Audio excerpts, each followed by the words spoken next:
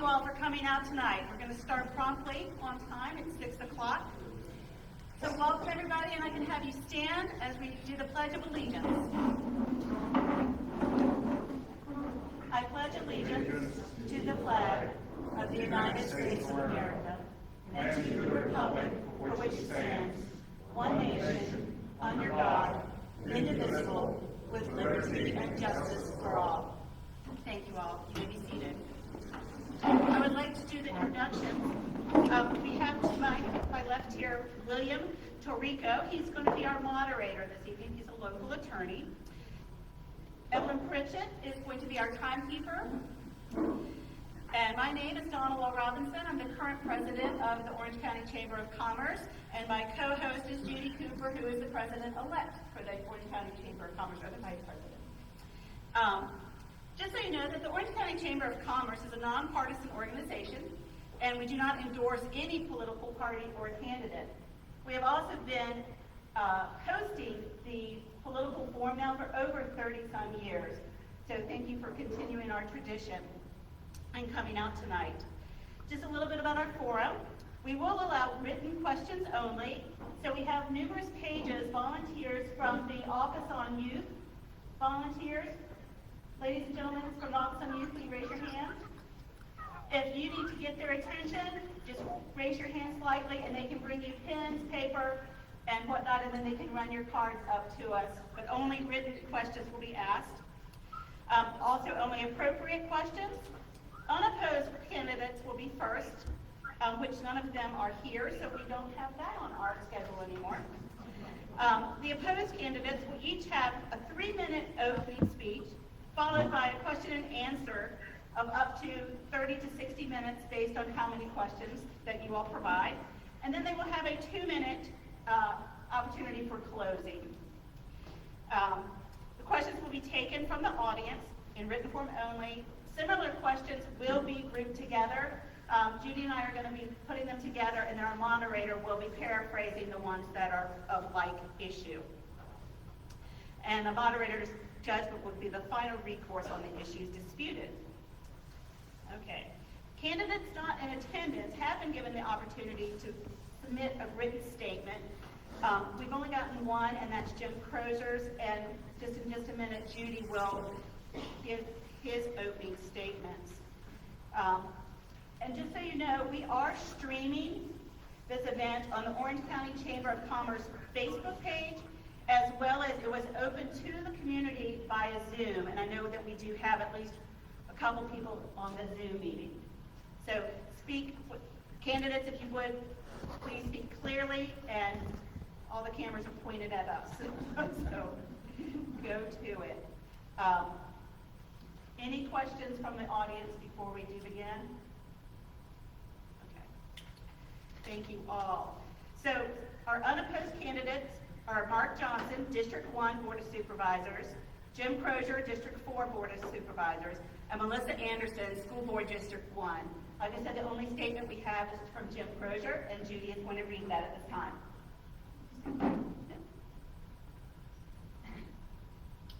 It has been my honor to serve the citizens of Orange County during my last 2 terms. I would appreciate your support in this election for the privilege to work with you and for you during the next term of office.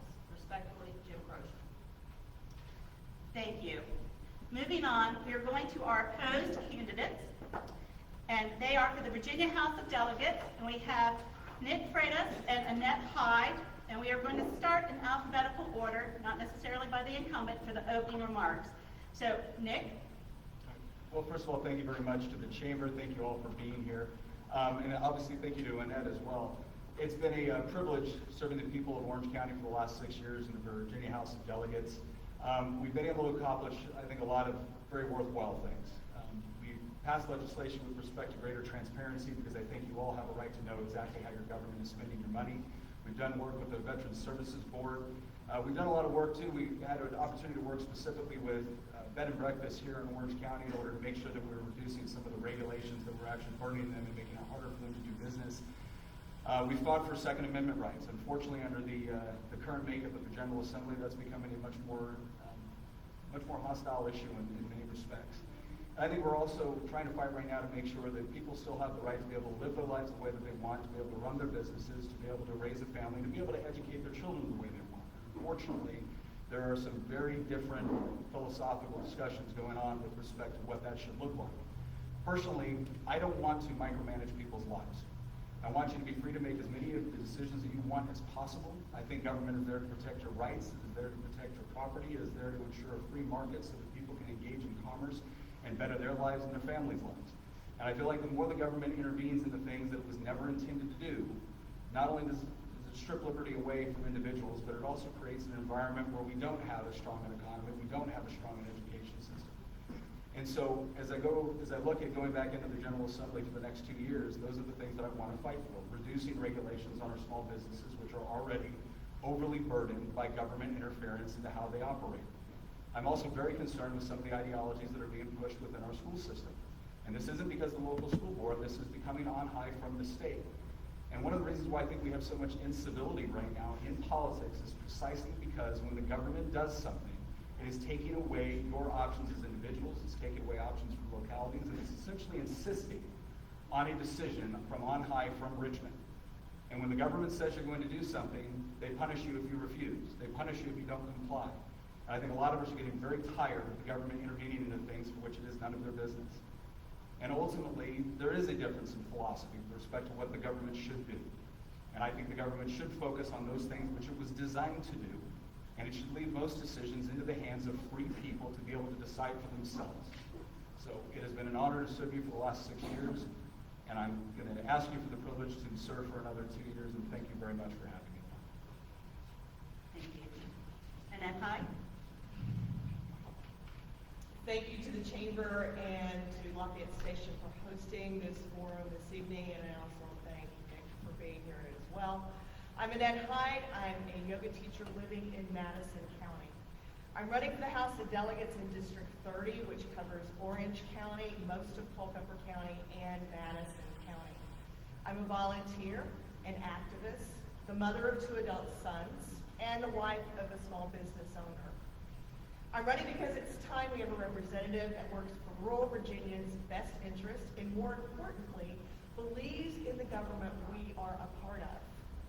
Rural Virginia matters, and our district needs someone who will fight for what it deserves. I'm a founding member of the Culpeper Madison Orange chapter of Moms Demand Action and was its legislative lead until I decided to seek this seat. I'm a volunteer with the Virginia Department of Health's Medical Reserve Corps. I serve on the Virginia Career Works Piedmont Workforce Development Board and on the State Rehabilitation Council for the Blind and Visually Impaired. My family has lived in Virginia for over 30 years. We purchased our home in Madison in 2013 and moved there permanently in 2016.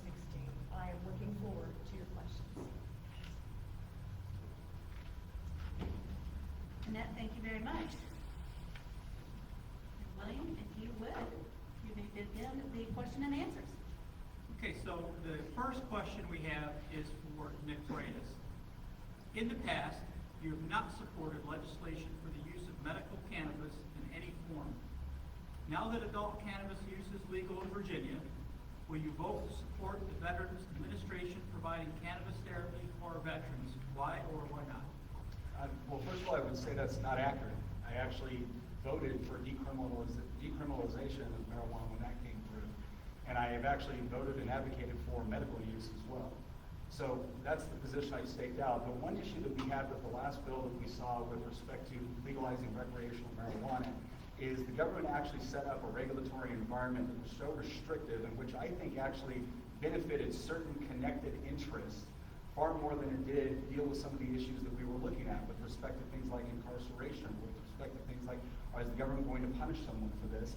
Instead, what they did was they set up this highly bureaucratic, overly taxed entity where those that had certain connections had the ability to engage within the marketplace and those that didn't were excluded from it and could still be arrested for it.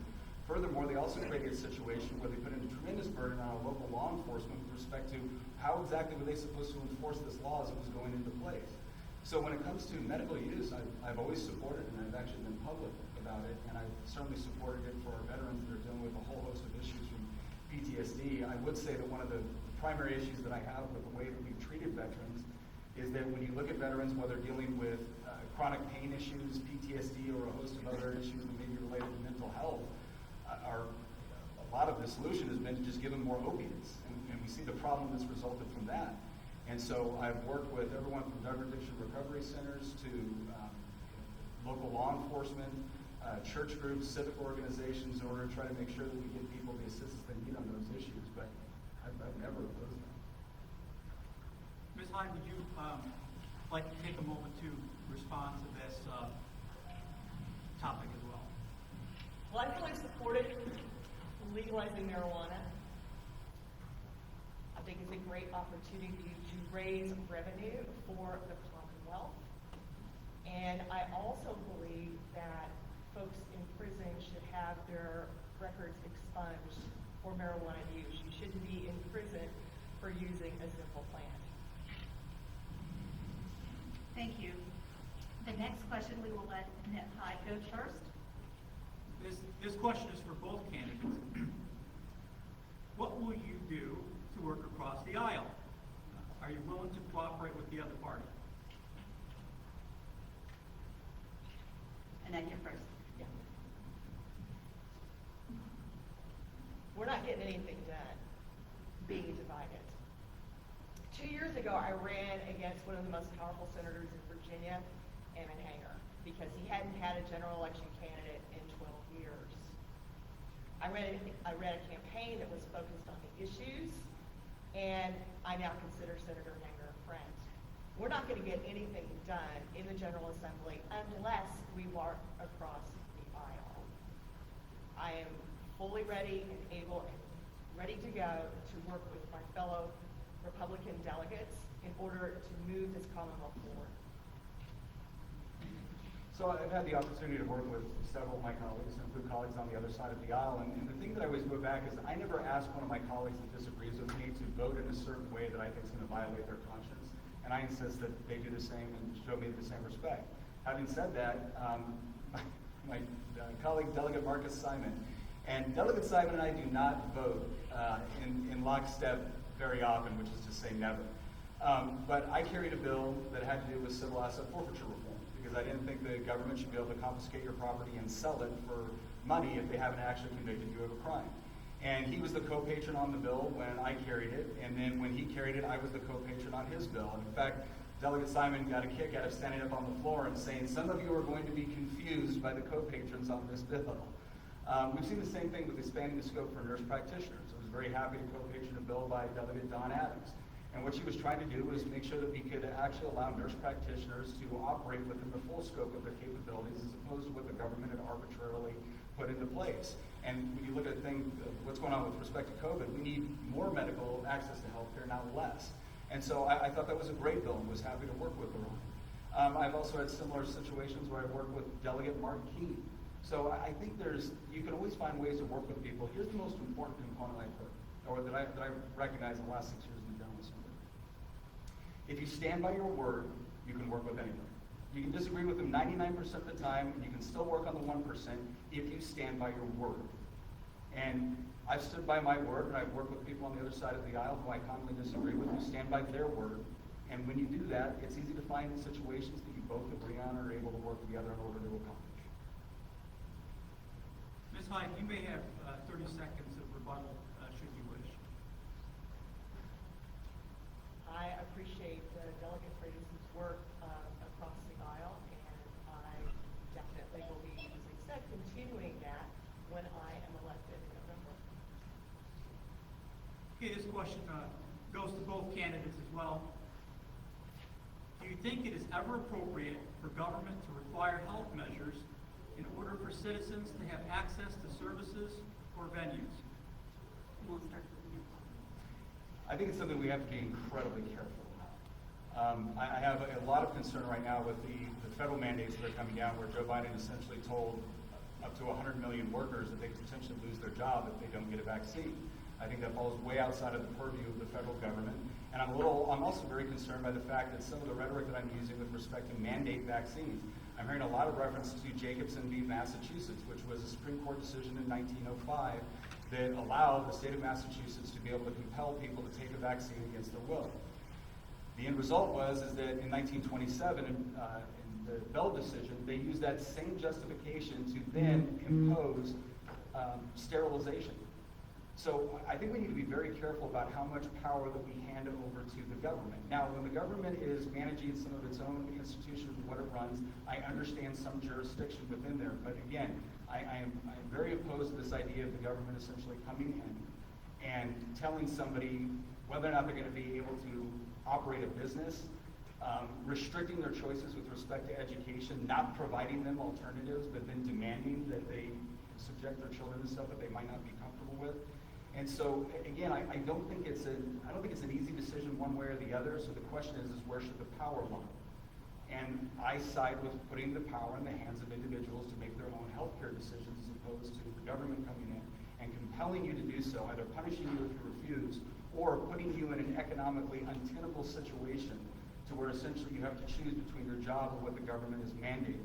And again, I think it's fascinating, some of the people that are advocating for this now, because they're so skeptical of Big Pharma, but now all of a sudden we're going to decide that when Big Pharma says it's okay, well then I guess the government can mandate it. Again, I just put far more faith in people than I do a government bureaucracy to make the right decision in most of these cases. Thank you. Annette, we've just been notified, if you could speak a little more clearly into the mic because of the streaming. Thank you. Feedback is always good. There are laws on the books that require our schools and large employers to follow CDC guidelines. I want us to take every precaution to keep our community safe from this pandemic. We're seeing reports every day that hospitals are at the breaking point of their capacity, as was recently reported in Augusta County, and also across the nation. We don't want to create a situation like the one we're seeing in Idaho, where COVID patients have universal do not resuscitate orders.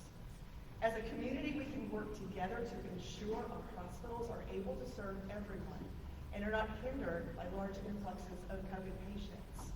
I think the vaccines are great, and everyone who is eligible should get them. As far as the federal mandate, when a business is engaged in interstate commerce, that falls under federal regulations. For Virginia businesses, I think they should follow CDC guidelines and keep their employees and patrons safe. But I've got no intention of introducing legislation to force them to do so. Nick, Freitas, you may have 30-second rebuttal if you wish. I would just say one of the reasons why we see problems with respect to hospitals and capacity is not simply because of COVID. One of the problems we see with that is because when you tell nurses, when you tell medical professionals that if they don't receive this vaccine, they're going to be fired or they're going to lose their job, the number of beds that are available go down, not because there's a lack of bed, but because of the lack of sufficient staff to be able to actually serve that hospital. And so, once again, we have a classic example of the government mandating something with unintended consequence, which ends up hurting our access to health care. Thank you. This next question is for Nick Freitas. As school shootings are on the rise, what plans do you have for better gun control laws to keep our children safe? Well, I think the question assumes the premise, which is to say that if we put in more gun control laws, which are presumably going to affect citizens that have never done anything wrong, that somehow that'll make our children safer. I don't believe that's true. I believe that people have a right to be able to defend themselves. I think they have an inherent right to be able to defend themselves, and I'm going to protect their right to be able to do so. Now, when it comes to somebody that has violated the law, especially someone that has acted violently, we have laws on the books. Unfortunately, what we also have is a lot of Commonwealth attorneys, thankfully not in this county, but a lot of Commonwealth attorneys across Virginia that were put in place in large part because of George Soros's money to that effect, which are now advocating releasing more and more people. And I'm not just talking about nonviolent offenders. I actually have room to discuss on that. I'm talking about violent offenders. I'm talking about when this parole board releases somebody that is currently incarcerated for rape charges, and then they leave and go out and murder the person that accuses them. I'm talking about this parole board violating Virginia procedures and then releasing someone back out because the guy executed a police officer. So it makes no sense to me that we would allow violent criminals to go back out that are far more prone to be able to commit acts of violence, to include using firearms, when we actually have laws on the books that if we just enforce them properly would significantly reduce the problems. Now, when it comes to school security, I think school resource officers and a lot of the work that we've done in Virginia has been working toward making sure that anybody that would want to harm somebody in school understands that a school is a hardened target, that there will be law enforcement personnel that are there that understand the kids, that are working with the counselors, that can provide the sort of security that you need on the spot. Because when somebody decides that they're going to go into a gun-free zone and start hurting innocent people because they think they won't be able to defend themselves, that poses a problem. But if they know that there's going to be school resource officers, that there's going to be processes in place to where children can be protected, it disincentivizes that sort of perverse behavior.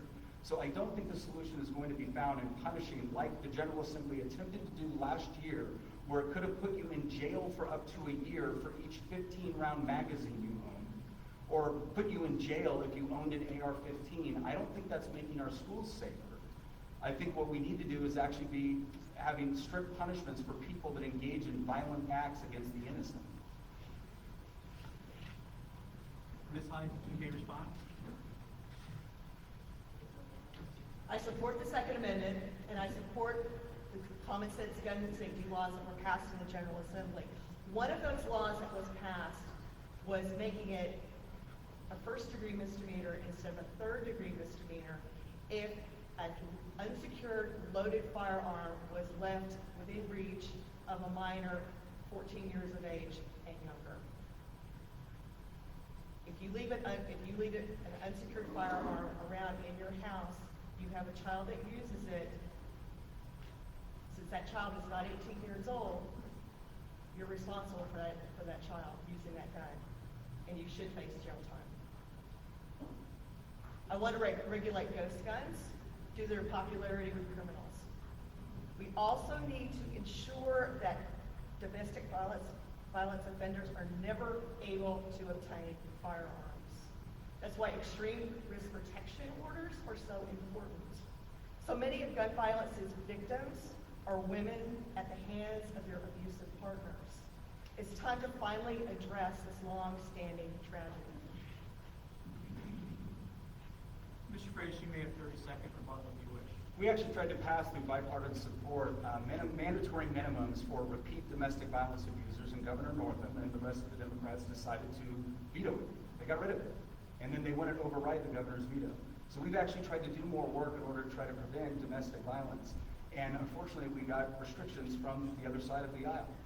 Again, when it comes to some of these restrictive orders, what we're essentially saying is that if somebody decides that they don't like what you post on Facebook and they call a magistrate, well then now someone can come over to your house and confiscate your firearms without any due process of law. I think that's highly problematic, especially when we know where the problem is. This next question is for both candidates. And we'll start with Annette on this one. Okay. Ms. Hyde, you may go first. The question is, do you believe government should operate within a balanced budget? And this is on the federal, state, and county levels.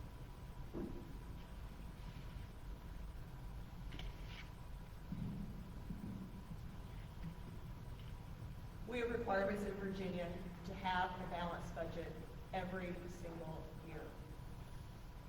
I would like to see a balanced budget at the federal level. However, with the tax laws that were passed in 2017, reducing the corporate tax rate, that's why we have a lot of deficits. Even before then, we had a lot of deficits. I know that even though corporate tax rates and taxes on the 1% went down, I know my taxes went up. So I believe that the wealthy people and corporations should pay their fair share. That way we would have the revenue in order to pay for the programs that we need in our government, in our lives. So I don't believe that the government has to pay for tax cuts. What the government has to pay for is government spending. Because the government doesn't produce wealth. What the government does is confiscate wealth from people that have actually gone out of the economy and produced it, and then spends it the way that politicians think it should be spent. I don't think that's an efficient use of money in general. Now, there are certain legitimate functions of government which obviously need to be supported through taxation. And I think that's fine, and I think taxation should be fair and equitable. By the same token, to blame deficits on a corporate tax cut, I don't think makes a great deal of sense when you look at all the businesses that were moving back to the United States because our corporate tax rate became far more competitive with the rest of the world. Not to mention the fact that, let's be honest about something here. Corporations don't pay corporate taxes. We do. You pay corporate taxes in the form of higher prices on the goods and services that you buy. You pay it in the form of not being able to get the raise because now the corporation has to pay more money to the government. You get it in the form of not having additional benefits. There are all sorts of ways that we all pay it because all taxes, I don't care what name you put in front of it, all taxes are paid by individuals. Right? They're not paid by legal entities, they are paid by individuals. And so the question ultimately for me, and I think Dr. Thomas Sowell said it best, who was a renowned economist, he goes, I have never understood why it is greed to want to keep more of what you earn, but not greed to want to take what somebody else has earned. And I think it's important to understand that when we talk about fair shares, okay, the top 10% of the country pay 40% of all federal income taxes and control 30% of the wealth. The bottom 50% of the country pay 3% of the total federal taxes. Now, maybe you think that should be more, maybe you think it should be less, but this idea, this false narrative, which is based off of no empirical evidence, that somebody making $100,000, $150,000, $500,000 a year isn't paying taxes, I'm sorry, that's just not true. And quite frankly, I don't think we need a whole host of new government programs. I think we need more money in the productive sector of the economy, which entitles free people working together. If you look at most of the things that make your life better, it doesn't come from a government program. It comes from people engaging in private enterprise. And there used to be a time in this country where we actually held that up as something to be proud about. And I feel like now we've created this culture where every time your neighbor succeeds, you have to view it with envy and suspicion. Like, did they do something greedy in order to get it? Look, I want to go back to a time where we understand that we all have an opportunity to be able to be successful with this within this economy, but that largely happens when we're left alone to work together in voluntary cooperation, not when some bureaucracy in either Richmond or Washington, D.C. is trying to micromanage our decisions for us. Ms. Hyde, you may have 30 seconds rebuttal. What we discovered over the last 4 years of the previous administration is the other side's argument about cutting spending was bunk. The deficit increased exponentially under the previous administration because there was less tax revenue coming in and more spending being done. That's why I'm saying, and what I totally agree, is that the corporate tax rate needs to be increased once again, not as high as it was, but increased again. And the wealthy and those corporations need to pay their fair share. This question is for both candidates. Do you support segregating people based on medical health status? I'm assuming the question means, do I support the government compelling people to segregate based off of health status? And no, I don't support that. Now, people can make their own decisions with respect to what they're comfortable with. But again, I have a huge problem with the amount of power that needs to be handed over to government in order to make those sorts of decisions for people. I have far more faith in individuals to be able to make health decisions for themselves, for their children, that they think makes sense. So, again, part of this overall issue comes down to, we'll take a particular instance like COVID and we'll say, okay, we're going to give the government power in order to deal with this particular situation. What ends up happening is the government ends up getting that power and using it for a whole host of other things for which it was never intended.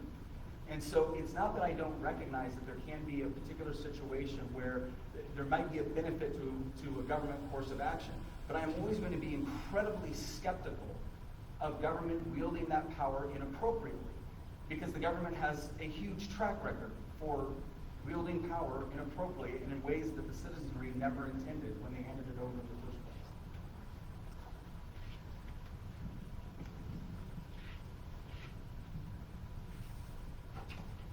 I believe that businesses, school districts have the right to determine who will work at their workplaces and who they will serve. This is in the interest of public safety. If businesses decide that you need to wear a mask to enter their business, that's what they do. Just Just like no shoes, no shirt, no service. If it's no mask, no shoes, no shirt, no service, that is what business requires. Just like in schools. We have children under the age of 12 right now who are not vaccinated because a vaccine has not been approved yet. If you're going to be working, especially with children at that age, you need to be vaccinated.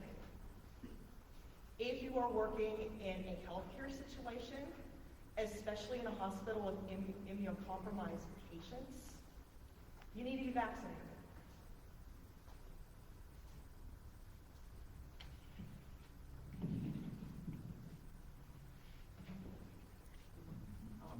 Mr. Freitas, you may have 30 seconds for rebuttal. Sure, I think we need to distinguish between two things here. One, in the private sector, yes, absolutely. If it's your business, it's your property, you can make different restrictions with respect to who works for you on their status and who comes into your shop.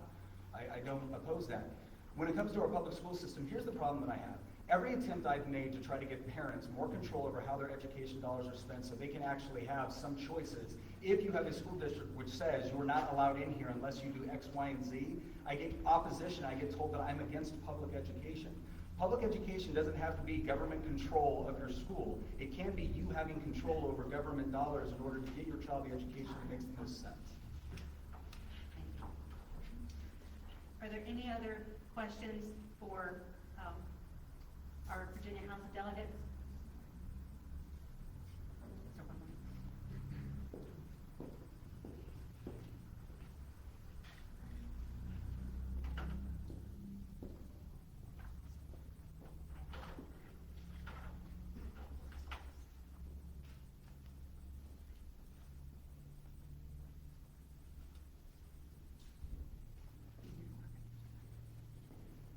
This question is for both candidates. How do you define critical race theory, and do you believe it belongs in the curriculum of our public schools? And we will start with Annette Hyde on this one. First of all, critical race theory is not being taught in our public schools.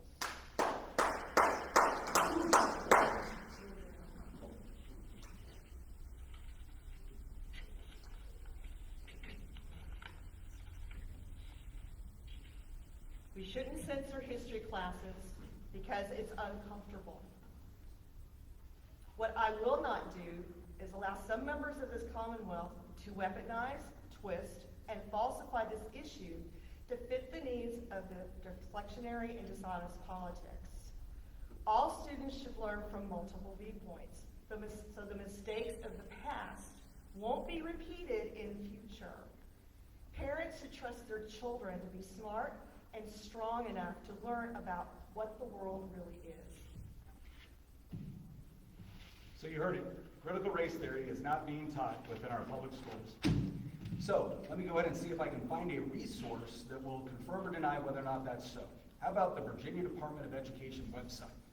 Basic tenets of anti-racist education. Racism exists today in both traditional and modern forms. That seems reasonable. All members of society have been socialized to participate in racist systems. White people benefit from racists regardless of intentions. Adopted from author Robin DiAngelo's book, White Fragility. This is a part of the overall curriculum that all of our teachers are now required to go through as a part of their licensure. And there are pages and pages and pages of this. Here's another example. When you look at the different partners that they're using, Teaching Tolerance from the Southern Poverty Law Center. For those of you who are wondering what the Southern Poverty Law Center is, it used to be an actually really good organization, but lately they actually got in trouble for putting Dr. Ben Carson listed as an extremist. How about New America Foundation, whose largest donors are George Soros? What about, how about another resource that was provided for all of our teachers with respect to the construction of their lessons plans by Ibram X. Kendi? If you're wondering who Ibram X. Kendi is, he's one of the most prominent critical race theory advocates right now. And in fact, he's gone so far as to suggest that there should be a federal department of anti-racism. And that federal department would not be elected and would have complete oversight in order to nullify all federal and state laws that they don't believe are sufficiently anti-racist. Now, I believe in being an anti-racist, but my definition of anti-racism is opposing racism. Ibram X. Kendi's definition of anti-racism is that you also must be an anti-capitalist. And that comes from him. That does not come from me. If you want to look at some of the other books, you can get resources. So they provide links on where teachers can go to get additional resources for lessons plans. We have this one from the Smithsonian. In the United States, systems of oppression like systematic racism are woven into the very foundation of American culture, society, and laws. We have another site where it goes, says, without critical race theory, there would be no raising race-conscious children. So this idea that it's not being taught at our schools, let me tell you what they mean by that. What they mean is that there will be nothing on your child's syllabus that says CRT 101 in history class. Instead, what will happen is they'll do what they're doing in Virginia. They're making this training a requirement for your teachers in order to get their license or renew their license. And so what you will end up having is CRT not being taught like a theory competing with other theories. What you'll have is CRT being a lens through which your teacher teaches your child any subject. And quite frankly, I can't think of a more abusive way to teach children than to tell them the moment they walk into the classroom that they are part of an oppressor or oppressed class based off of their skin color. I think it's damaging to all children, but I think it's especially damaging to minority children to tell them that essentially the country that they are in right now hates them and has set up all of their institutions in order to keep them down. And I find it fascinating that someone would say how much faith they have in the government at the same time that they believe that that government is inextricably related and foundational to white supremacy and racism. So yes, teach history, teach hard history, teach it from multiple perspectives and make it factual. But to tell me that when the Virginia Department of Education has this on their site, don't tell me it's not going into our schools.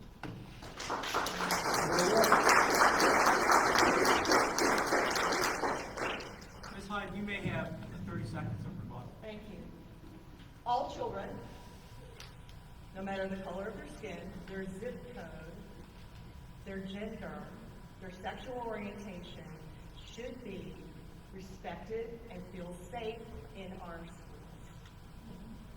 And I believe that teachers need to recognize that they need to teach to all the children in their classroom. And they all need to teach history, the truth, not just the things that are comfortable and can be glossed over. Our children can handle that. Thank you, Beth. Are there any other questions for the two candidates at hand? If not, then we will take just a short break and we will ask the Board of Supervisors, District 3 to approach. Oh, sorry. They are both allowed a 2-minute closing. I was too befuddled with the little piece that went flying across the floor. So, yes, that would be great. Yes. Nick, you went first on the opening, so Annette, if you would go first on the closing. Thank you. I want to thank the Chamber once again for this forum, your attendance, and also Nick for being here. No matter your race, economic standing, urban or rural, the General Assembly should be concerned about your ability to thrive and succeed. You've heard where I stand on these issues and how I want to make all of our lives better. Our Commonwealth was built on rural Virginia, and our voices must be heard. I need your help to make it a reality. We're here because our rural communities deserve a better tomorrow. Join me so that I can bring your voices to Richmond and make them heard on every bill that passes before me. My name is Annette Hyde, and I'm asking for your vote on Tuesday, November 2nd. Well, again, thank you very much to the Chamber. Thank you very much to Annette. Again, it's been a privilege serving for the last 6 years. One thing I can tell you is that regardless of who wins this election, you're going to have somebody that desperately cares about the 30th district. And I thank Annette for the fact that she does care so much about this district. What this is really a decision between is two very different philosophies with respect to the role of government. And that's ultimately the decision that you get to make. That's why we have elections. I put a great deal of faith in individuals to be able to make decisions for themselves, for their families, for their communities. I think when people operate in voluntary cooperation, we get a lot better results than when we hand the decisions over to bureaucracies to make for us. That's what I'm skeptical of. And that's why I'll continue to fight, just as I have for the past 6 years. And one thing I can say proudly is that, like me or don't like me, I have definitely stood by what I said I would do when I got to Richmond with respect to the values that I believe in. And I hope those values are representative of the people that are sending me there, because my job is to represent everyone in my district. And while we might not agree on every single issue, our office wants to be very responsive. I want to thank Gina Stauffenberg, who's my legislative aide. She does a great job on our constituent services. And I also want to tell everybody, if you have a question here that you wanted to ask, that maybe you didn't get an opportunity to, we're going to be doing a town hall. We're calling it Pints and Politics over at Unionville Brewery next Tuesday at 6 o'clock. Please feel free to come there. We'll be there for quite a while answering your questions. So bring your questions, bring your love of good beer, and any potential insults. and we'll have a good time doing this the way that it really started in Virginia, in the public house. So once again, thank you to the Chamber, thank you to Annette, and thank you to all of you for attending.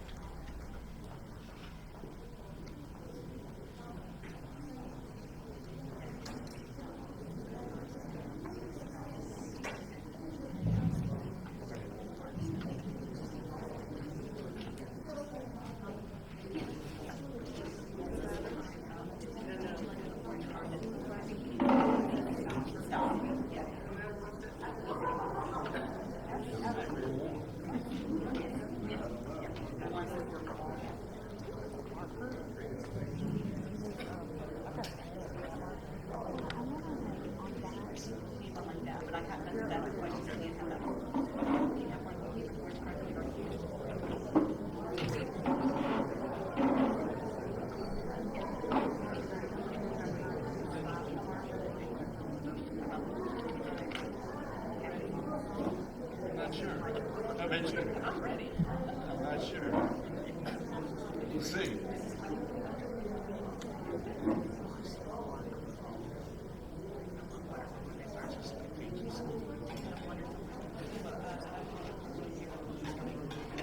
Yes, he does.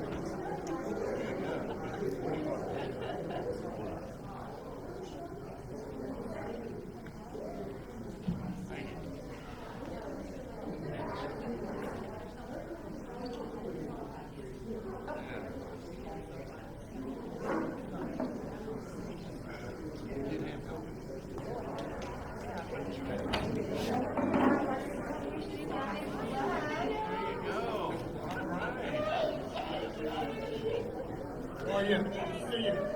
Pretty girl. How's a pretty girl?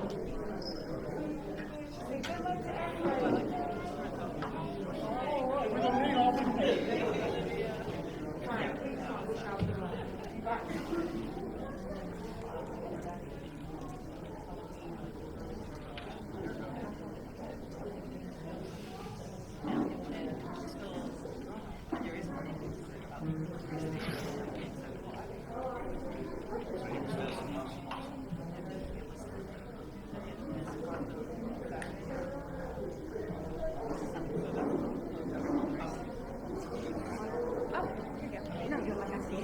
Oh, I'm good. I'm good. Right, that's it. These are all. I just grabbed one. Yeah, thank you.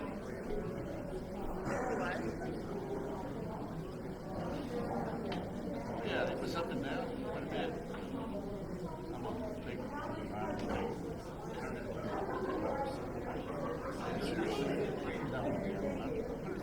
I mean, I would.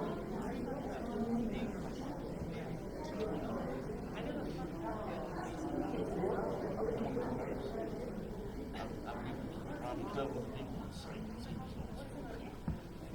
I don't know. No, it's freaking out. Oh, it's got a lot of it's got an antiviral.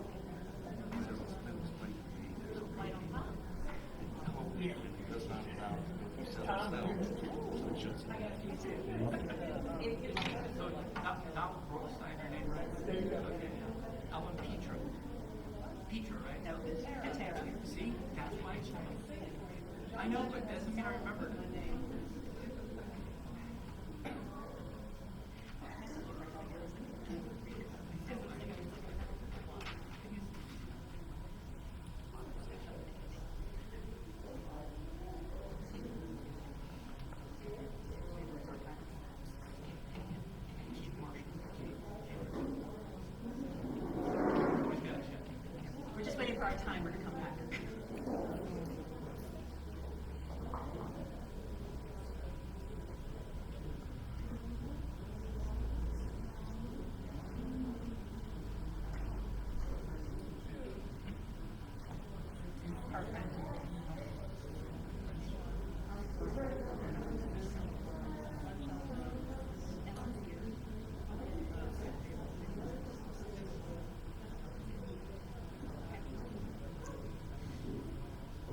can have everyone's attention, we're going to continue on with our candidate forum.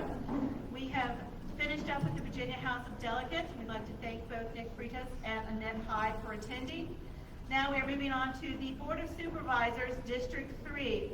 We're going to allow them 3 minutes for their opening remarks, and we are going to start in alphabetical order. So that will be Mr. Brooks, and then Mr. Marshall, and then Ms. Patera.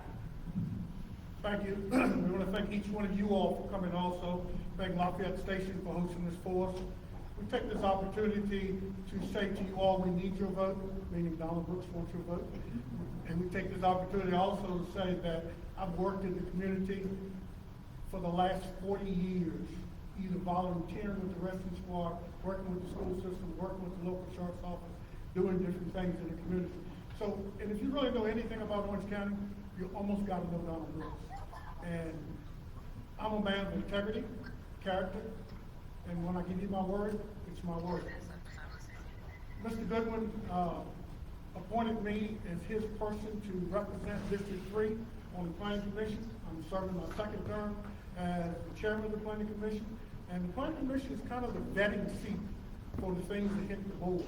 You know, this is not a national election. This is not a state election. This is a local election. And it goes to the local policies, ordinances, and procedures that we follow. And let's not tie in the electric at the local level to the national level. You know, I got accused of being a liberal. You got my votes for the last 12 years in the Planning Commission. Check which one I was liberal and tell me which one it was. I don't think it's there. Because we don't go that way in local elections.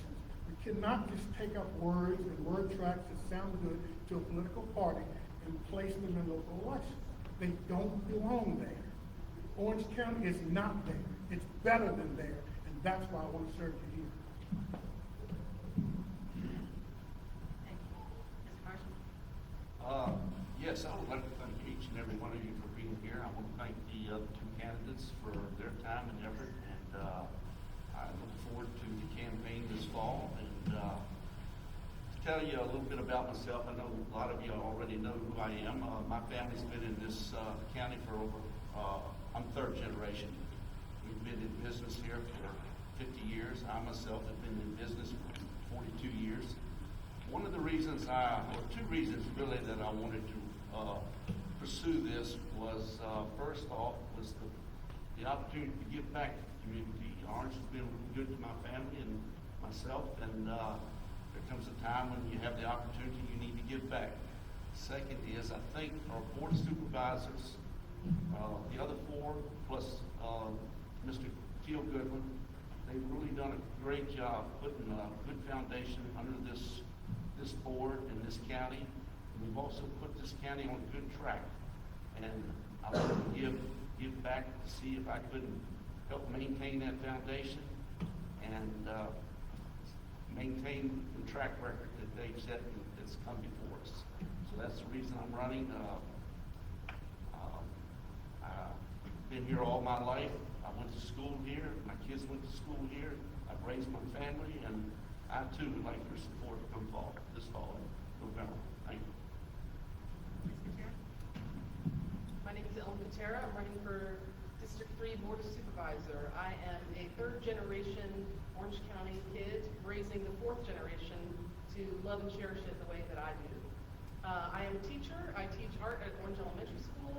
I am a small business owner. I own and operate with my husband Roundton Farm. We host weddings and events. We also host camps for kids, and we host hunting experiences for those interested.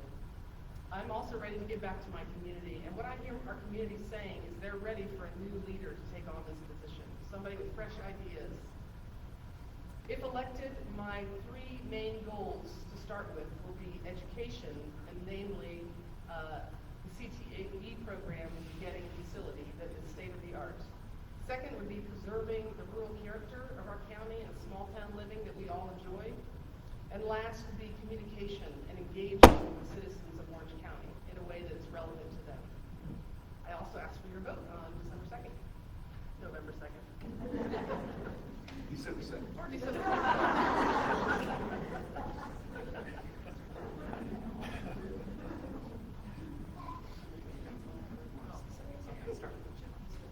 Okay, the first question is for all three candidates. Are you willing to promise to run a clean and honest campaign and not make false accusations or call your opponents names? And then for this one, if we can start with Mr. Brooks, and then we will rotate them around. Absolutely. Let's face it. There's no room for that in Orange County. There's no room for that anywhere. Name calling is not necessary. Let's talk facts. Thank you.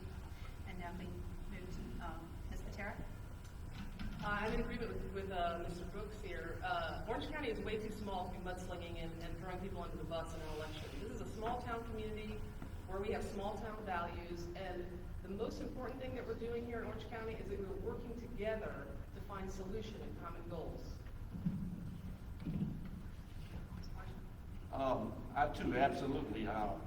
Although I would not confuse name calling with the philosophical differences on our views and track records and how we view the course of Orange County.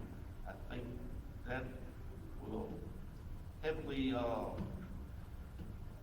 put a burden on how you decide to vote because of their views and how that's going to transition into the course of action for Orange County. Okay, our next question is also for all three candidates. What are your thoughts on upholding the time-honored tradition of keeping the Board of Supervisors positions nonpartisan? And if we can start with Ms. Patera on this one. Sure. The tradition at Board of Supervisors, it is a nonpartisan position, which means the person who is in that position needs to be representing everybody's best interest for the best interest of Orange County. I am that person, and I am the wonderful communicator and a person who can listen to what your issues are and what you're concerned about. I don't care if you're a Democrat, Republican, Independent, Libertarian. I'm here to listen, and I'm here to work for you to make Orange County a better place.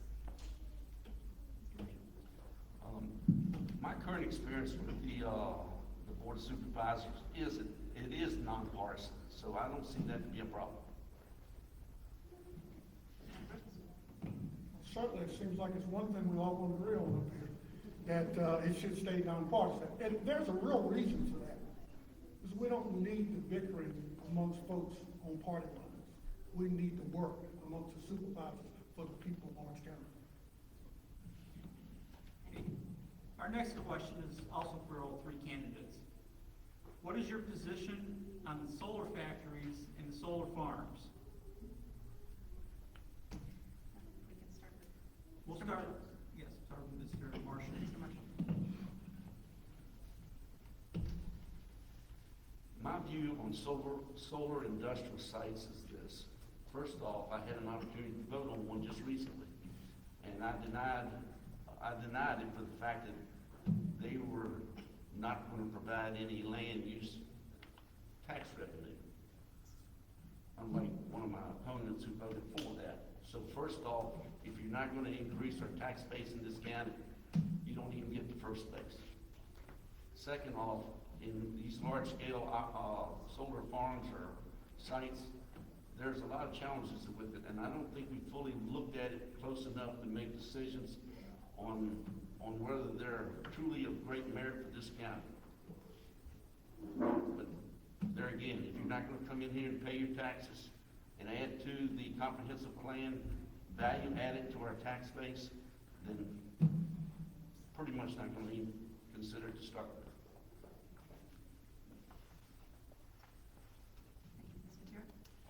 Sure. The Clean Energy Act says that by 2045, which is in about 24 short years from now, we are supposed to have 100% clean energy. We need to take that seriously in Orange County, and we need to take that seriously by finding a balanced approach to creating clean energy. I would not like to see thousands of acres of Orange County farmland turn into solar farms or plants. But what I would like to see is Orange County being the leader in creating solar industrial sites where we would like to have them.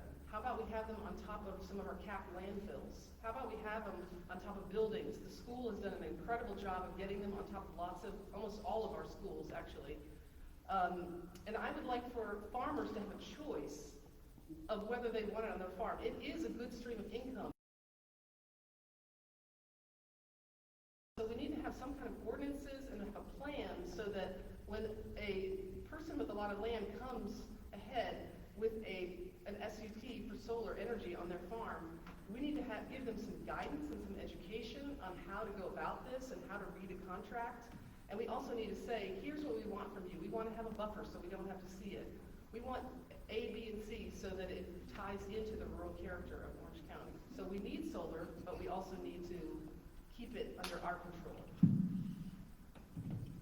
So just for full disclosure, I voted in the planning commission for the solar farm that was proposed. Let me tell you why I voted for it. Because we changed a lot of the proposals that the actual applicant gave us. We got more buffer.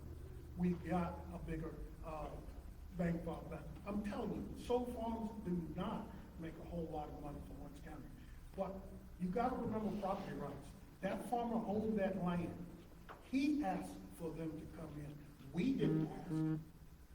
I'm not all about solar all over the county, but I'm telling you, some things are coming to us. What we don't have in place in Orange County, and which I will work to have in place, is a framework, a ordinance, a template, a zoning restriction, so those things will come in and comply with what we put there. Solar got here before Orange was ready. We cannot be that. We have to go a little bit faster on what we're doing. That's why I want to be on the board of supervisors, because if you don't have all the information, you don't have all the criteria, you don't have the proper regulations, you end up getting something you don't want. Let me share this with you. Before I voted for it, I talked to the Farm Bureau. Farm Bureau members called me. I talked to the citizens.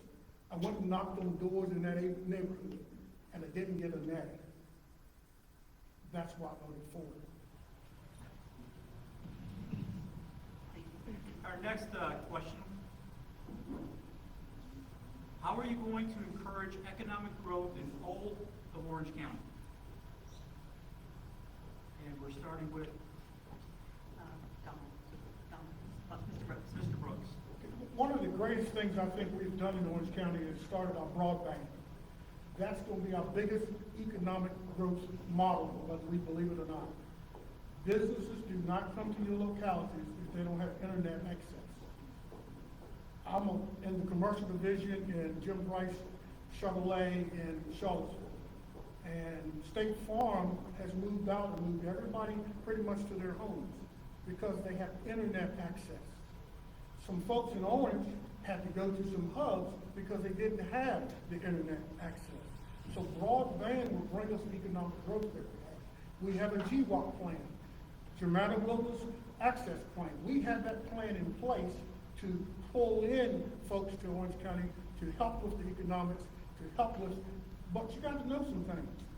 You got to have rooftops for businesses to come. They got to know they got a workforce in this locality before their show. What's the workforce? Internet, fast internet, accessible to everybody. The school list says when they take snow days, they may look at virtual learning. Well, every child can't get on the computer. They can't get out to it. So we've got to have the internet to push it forward. And then we also have to have proper planning and zoning for economic growth.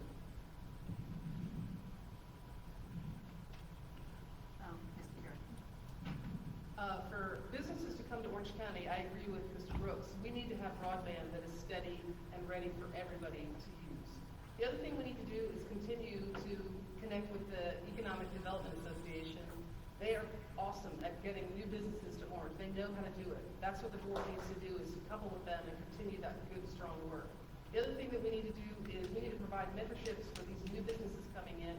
These young people who are working really hard to start a new business, they need people who are already doing the same thing that they're doing to mentor them, even if it's the same business.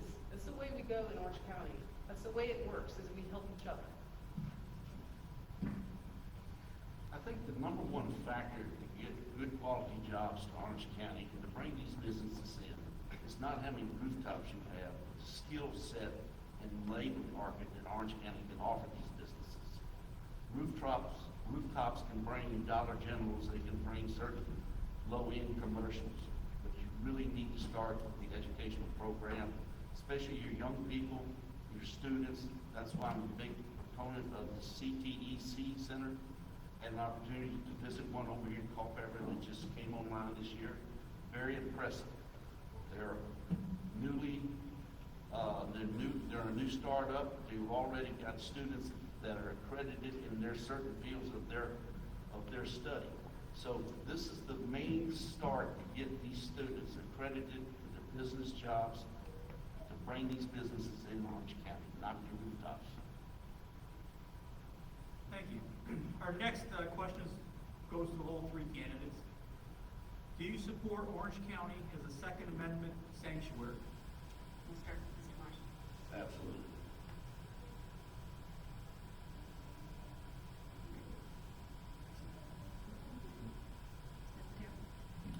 I have a unique perspective on guns, and I'll just tell you this real quick.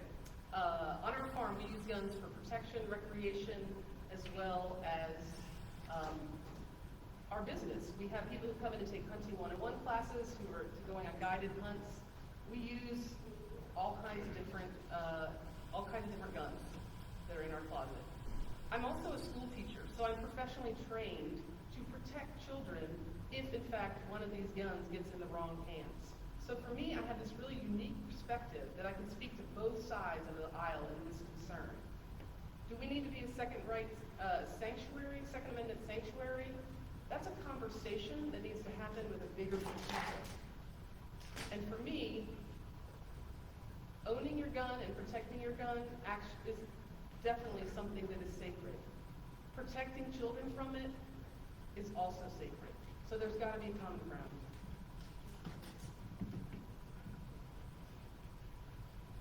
The quick answer is yes.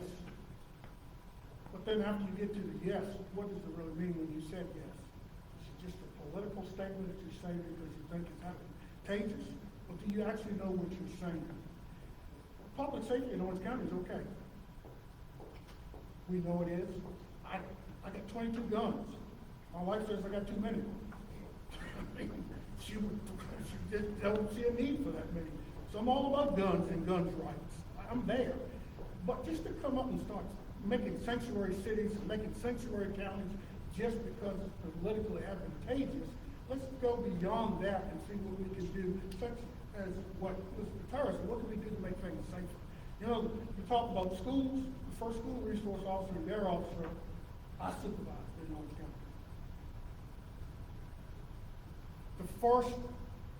The very first incident we had at a school, I was there. I get it.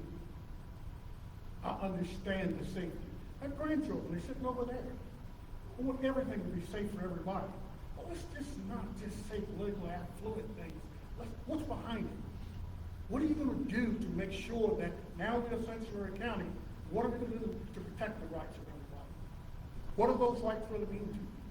How far do they go? It's easy to say things. It's harder to do things. Thank you.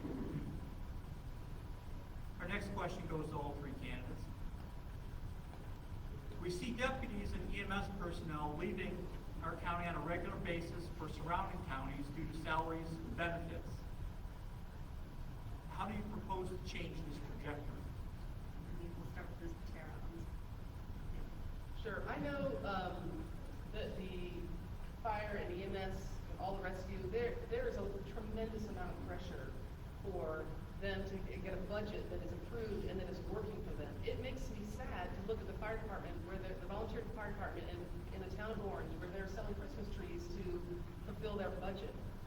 To me, the budget needs to shift in order to keep these professionals so that they are here and they are protecting us. I also think there's an issue with, just to extend this a little bit, the businesses in Orange County need the protection of a fire marshal, and they need to know that when people come in there, they are safe. And when the fire and rescue people come into those buildings, if there were an emergency, those people also need to be safe. And it's not happening right now. And I feel like with a gradual growth process, we could get fire marshal safety for each business in Orange County. Mr. Brooks? Well, I guess if I know anything about much, I know about public safety. And it's recruitment and retention. It's recruitment and retention. It's not all about salaries. It's about recruitment and retention. So you stage things so that you recruit properly, and you stage things so that you retain. It's not just public safety, it's the school system also that they're leading. If we, Orange County right now, from my understanding, is going through evaluation of their positions for all throughout the county. That has to be done more on a routine basis. We have to look at it intensely. Again, it's not just about talking, it's about doing. And how do we do that? You have to set stage models up for everybody. Then you have to have the county advantageous for folks to come to. You know, there are a lot of places you're paying $1 million a year. Some of us wouldn't go to it regardless. It's not all about money. It's about recruiting the right people, retaining the right people, and having the right financial suitable standards in place so that we are in the market and they want to come here first and not leave here.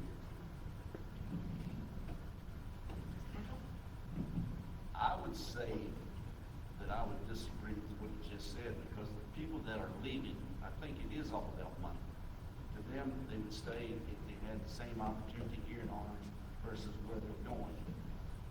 I think we have to, like you said, recruitment and training is very important. I also feel that this could fall back a little bit with your CTE programs. I'm seeing a lot of these young people being brought up, these programs are being offered.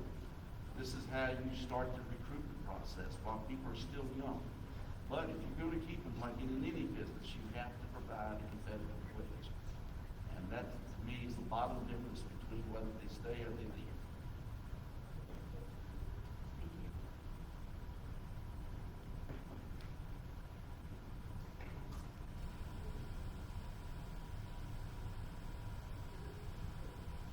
Our next question is going for all candidates as well. You may have heard this question earlier for the delegates. Do you believe government should operate within a balanced budget?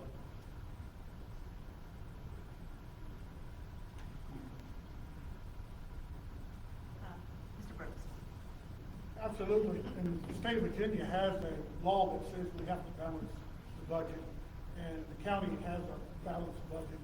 And it's really not a question because we have to do it based on state law as it exists. I mean, again, I think we get federal information into local information. Every budget I've seen in the county has to be balanced. So it's just the law. So it's really not a question. I'm not trying to offend anybody, but it doesn't apply to the local level. And that's what I want us to extrapolate from this. Let's remove this federal shield over what local things control. Absolutely, balanced budget.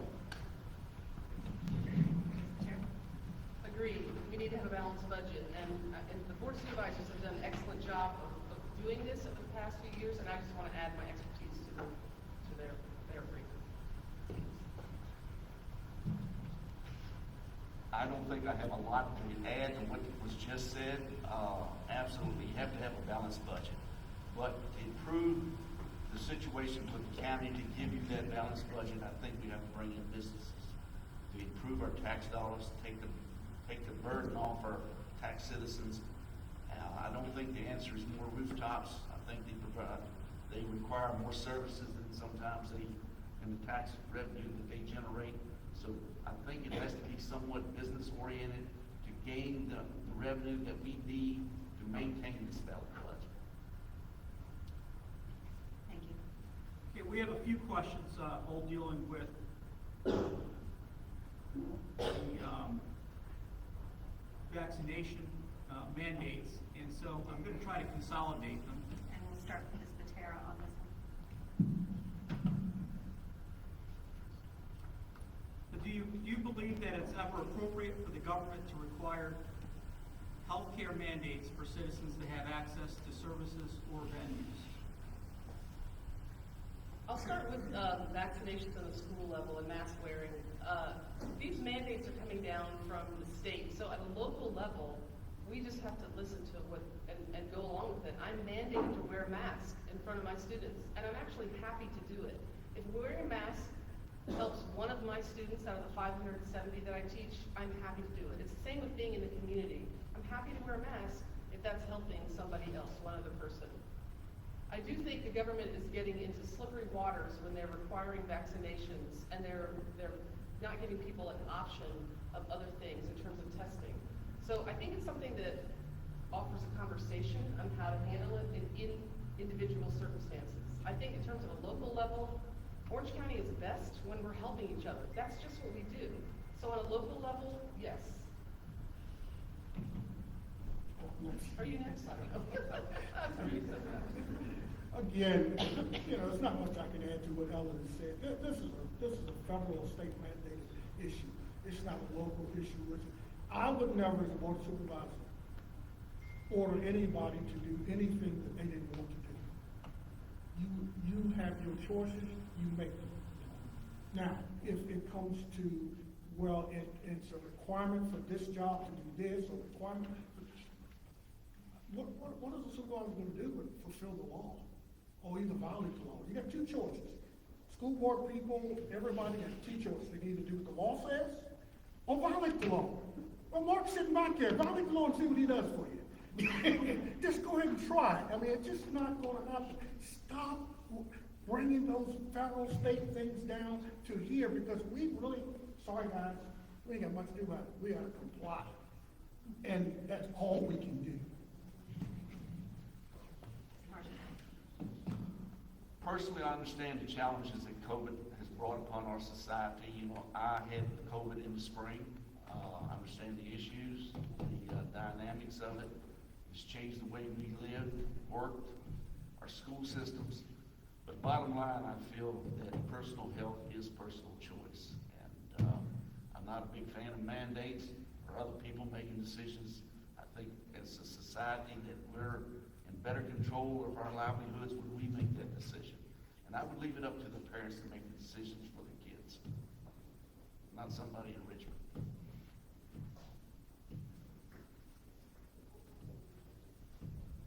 Okay, our next question for all three candidates. If you believe the county needs to improve the Career Technical and Education Program, would you vote for a bond referendum to fund the construction of or renovation of a building for our county Career Technical Education Center? And we'll start with Mr. Marshall.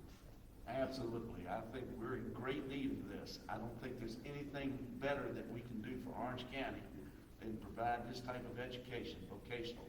Not all these kids are destined to go to college, but we can put them on a great career path. We can get them good jobs.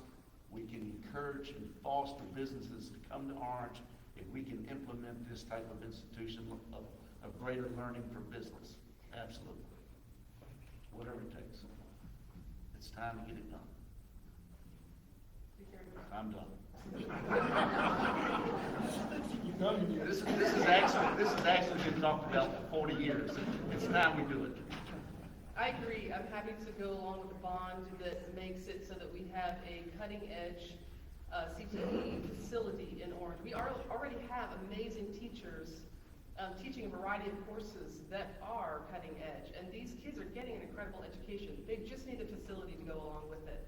And Mr. Marshall is right. If we are training these students and putting them out in the community with these skills, that's just going to attract businesses to our community. So yes. So where I go to church at, we would say, amen, brother, amen, sister. But just let me add a little bit to that, a little personal note.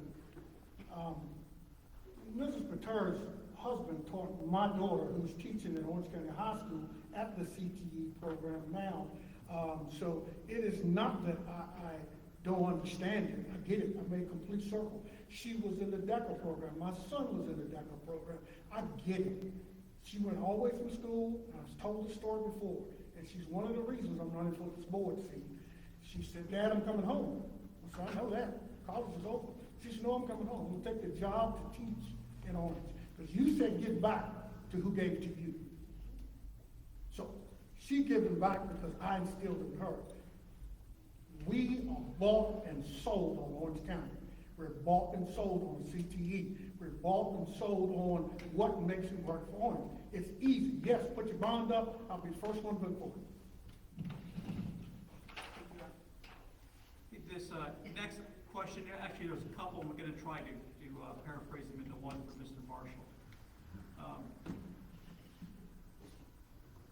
Our earlier question tonight dealt with the Board of Supervisors remaining nonpartisan. If that's also your position, are you currently running a nonpartisan campaign? If so, why is your name on the sample Republican ballot? And why are there Facebook posts where you've called your opponents liberals? First off, I don't think I'm on the Republican ballot. I have not pursued the Republican Party.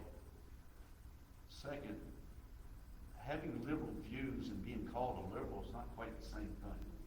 I have conservative views, and I feel like it reflects how I would vote. If you have liberal views, then be willing to express that. I have conservative views. Rural, mainstream, conservative. Do we get to respond? Absolutely. You have 30 seconds to rebuttal on a personal question. So let's say this, I'm very conservative also. Let's talk about what conservative is. Watch all the votes I've made on the planning commission. That's where you can really figure out the conservative. Mr. Marshall really doesn't have any votes, nothing against him, just say whether he's conservative or liberal. I'm conservative, I'm a Christian, I have family values, I have a wife, I have grandchildren. Those are conservative issues and values here. There's nothing liberal in Orange County that I know of to vote for. If so, let me know. I don't know of anything liberal. I am a conservative person.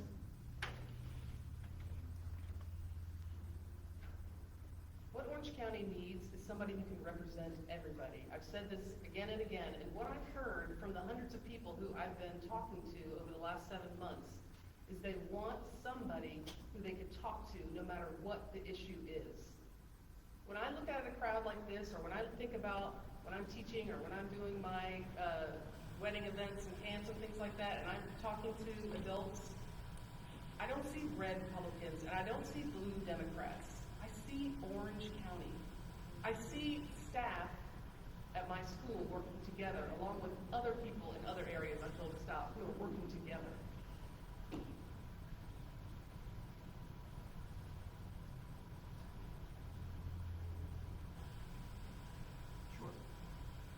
Mr. Marshall, you may have 30 seconds if you wish. Is this closing? No. No. I still have two That's more only questions. if you wanted. We have finished. Okay. These next two questions, I'm going to actually combine them, and they're for all candidates. The first part is, what do you see as the most pressing issue for Orange County, and how do you propose to address it?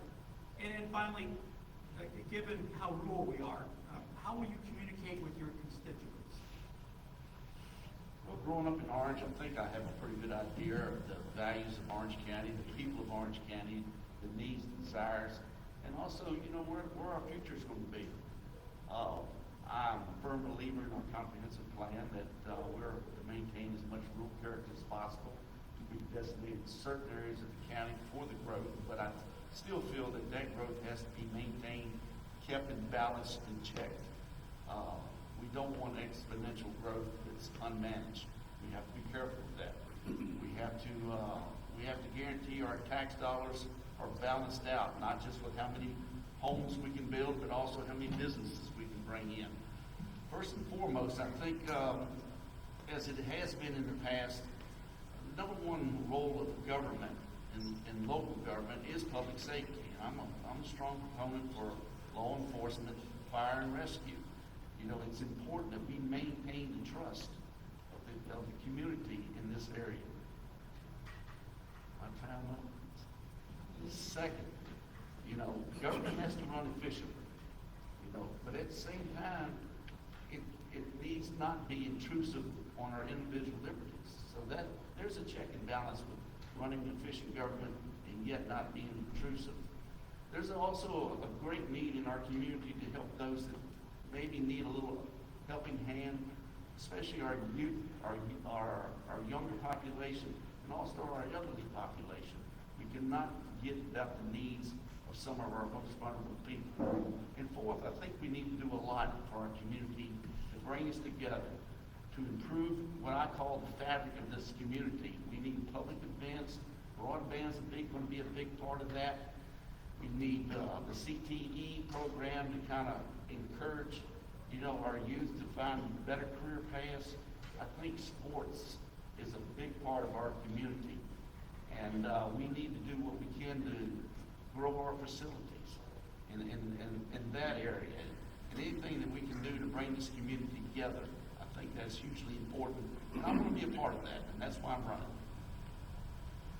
Ms. Patera, what do you see as our most pressing issue for Orange County, and how do you propose to address it? And how do you plan on communicating with your constituents? Our biggest pressing issue goes along with our greatest asset in the community, and that is our children. So what we're doing in education and for our children, to me, will be at the top of my list as I proceed as board supervisor. So, two things in education that I think need attention. First of all, as we've already said, the CTE program needs a cutting-edge facility. That's easy to figure out. We're all talking about it. Secondly, I think students who are in the CTE program and students who have interest in our community, we need to bring together business owners to mentor them, to give them the skills that they need to go along with the CTE program. And in terms of communication, well, I'm already doing that. I'm communicating with District 3 constituents on Facebook, on Instagram, over email, on a website. I'm out there talking to people and knowing exactly what they care about. Again, when we talk about Orange County and the citizens and the safety of Orange County, there's nobody up here who's going to tell you, I want poor public safety, I want poor economic growth, I want poor this, that. Everybody's going to tell you, I want all of these things. So then I would ask, what have we done in our past to determine that you would work for these things? Well, I've worked for the school system for over 30 years. Well, I've worked in law enforcement for over 25 years. What's suitable, what's sustainable in Orange County? We're unique in some ways, but we're directly connected to other ways. Again, we need broadband to go there. Our education has to be strong. We talk about CTE and a bond and all that. We can't just talk about it, we got to be about it. We need a collaboration between the citizens, public, private partnerships would be a collaboration there. Success on this election, I'm going to ask the other board supervisors to appoint from their each district 2 people as an advisory committee for us. To just tell us what they're hearing. And I'm going to ask that be removed every year. Every 12 months, 2 more get put on. So they can know, we can hear to the ground. Because a lot of times you don't hear anything until it's a problem. Somebody's upset about it. I sit in the planning commission meeting sometimes and there's nobody there. I go into the board of supervisors meeting and there's no public there. I go to the school board meeting and there's no public there. One little issue, we crowd the room. We scream, we holler. But what gets people there on a regular basis is technology, mass media can put us together easily now. So I see all of that coming together. Broadband, CTE, education, public safety, suitable, sustainable, economic progress. I'm not for building a whole bunch of houses, but I also understand I have to have people to work. You have to have people to work at these places. We can sit here and put our head in the sand all we want. We have to have people for these facilities that we bring in, these factories we bring in. The workforce is slow. Again, I'll support every 3 years. We look at what our salary ranges. How competitive are we?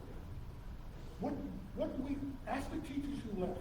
What did you leave for? Ask the deputies who left. What did you leave for? If they come back and say money, then guess what we know we got to do? We got to figure out a way to pay more money.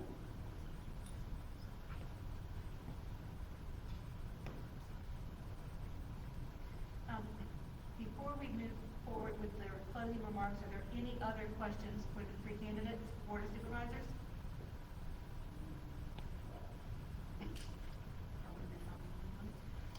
But all 3 of you are given 2 minutes for your closing arguments.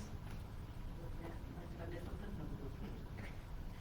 We started with Mr. Brooks, so let's start with Patera, and then Mr. Marshall and Mr. Brooks. Just want to thank the Chamber again, Lafayette Station, for hosting this and for all of you coming out in person and also virtually. It means a lot to see you and to hear you and to learn from you.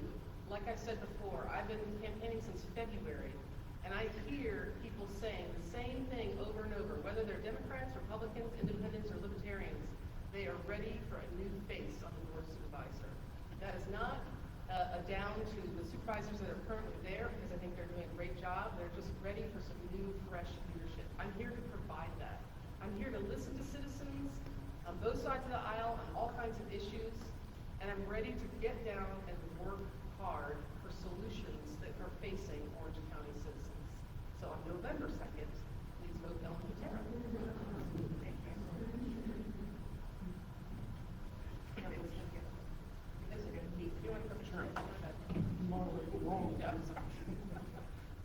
Again, I want to thank everybody for being here. I think one of the things that I can bring to this position is the fact that I've been in business for over 40 years. It's one thing to sit here and tell you we want this and we want to agree on that, but to actually get it done, to implement it, to build it, it's quite a different thing. It's a lot of rhetoric.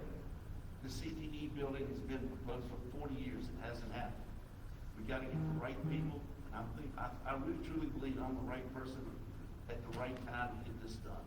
I think we can, as a county, we're in agreement with the school board, how important this thing is. And to me, this is one of the things I want to base my candidacy on, making sure we can get this done now.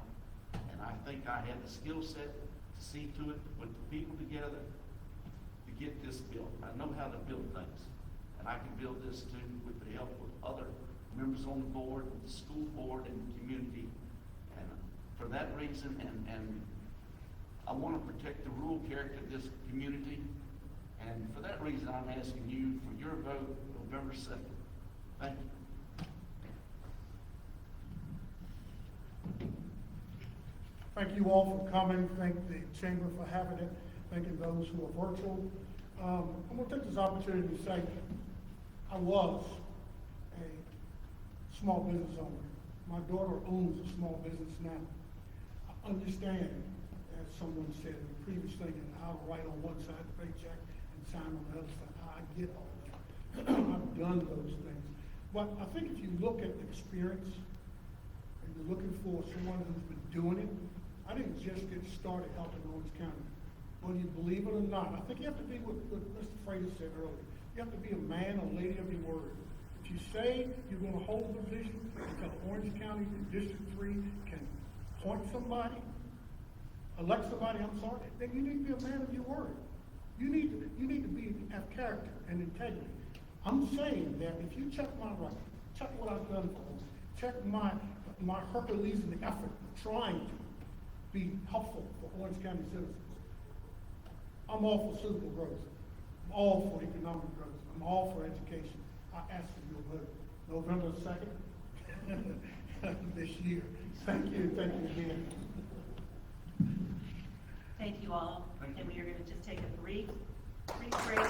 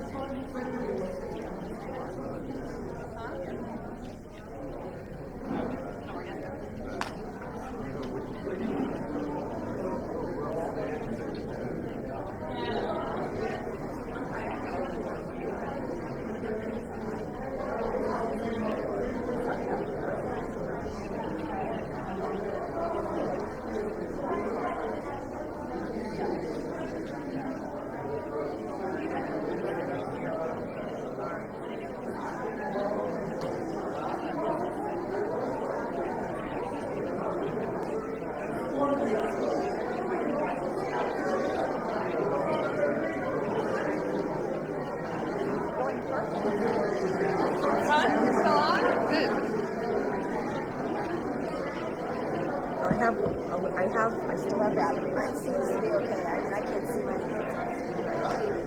So this is just more.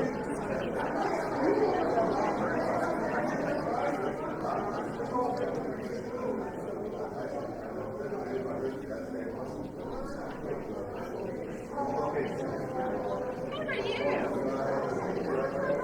No kidding. How's everybody? Yeah, another 4-year college. Seniors in high school.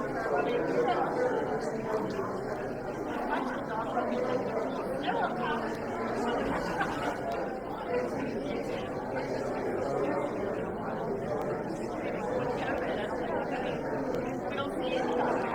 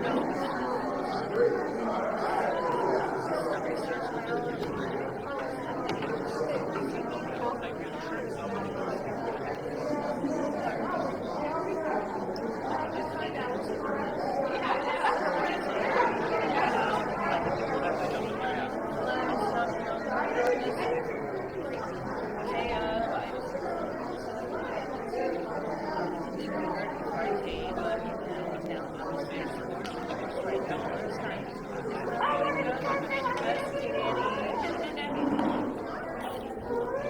nice job. What's your name? Yeah, it's very nice to meet you, Olivia. That is a beautiful name.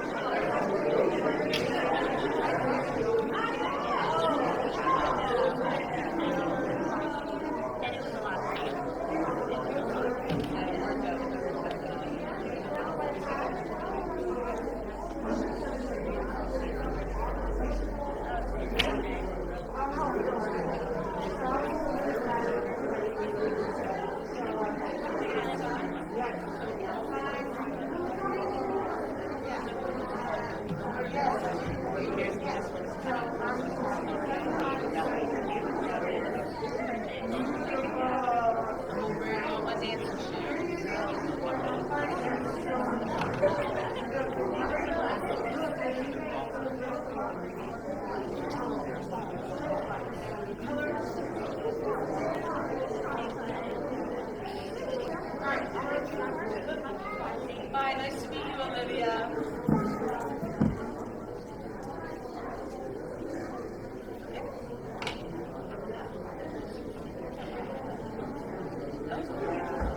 If I can have everybody's attention, we're going to continue on with the political candidate forum.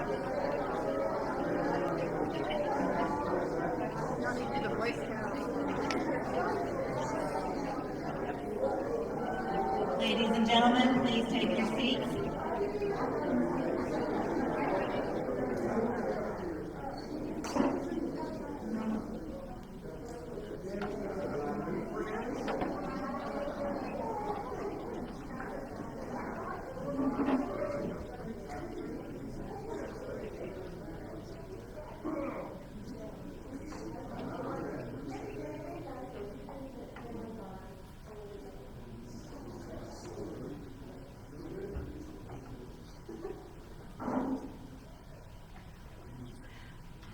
Thank you all for your patience and thank you for staying.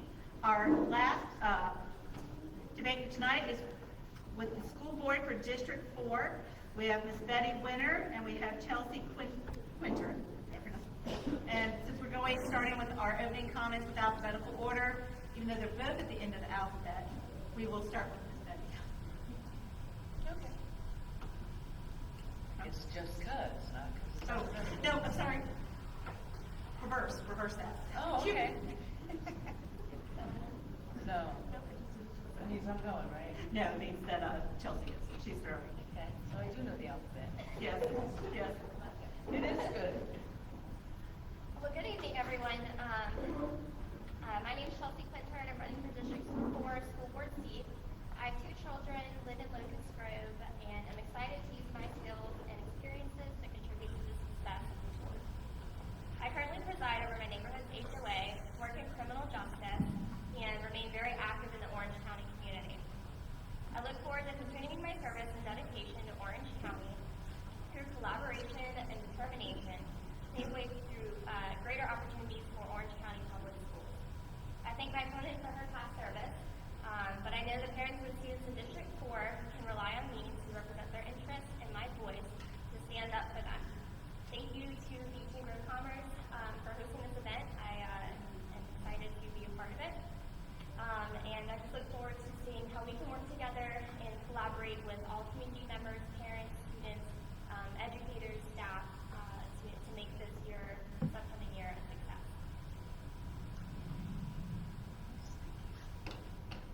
Good evening, everyone. My name is Betty Winter, and I am running for my 3rd term for Orange County School Board District 4.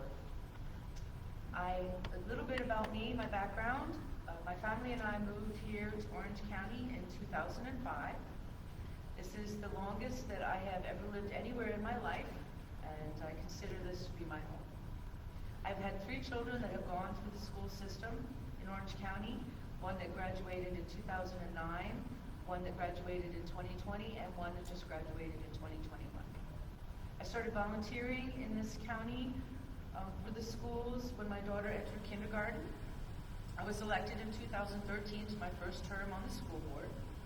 I have served 2 terms, which you should know 1 term is 4 years, unlike delegates where 1 term is 2 years. I'm so glad you don't have to do this for 2 years.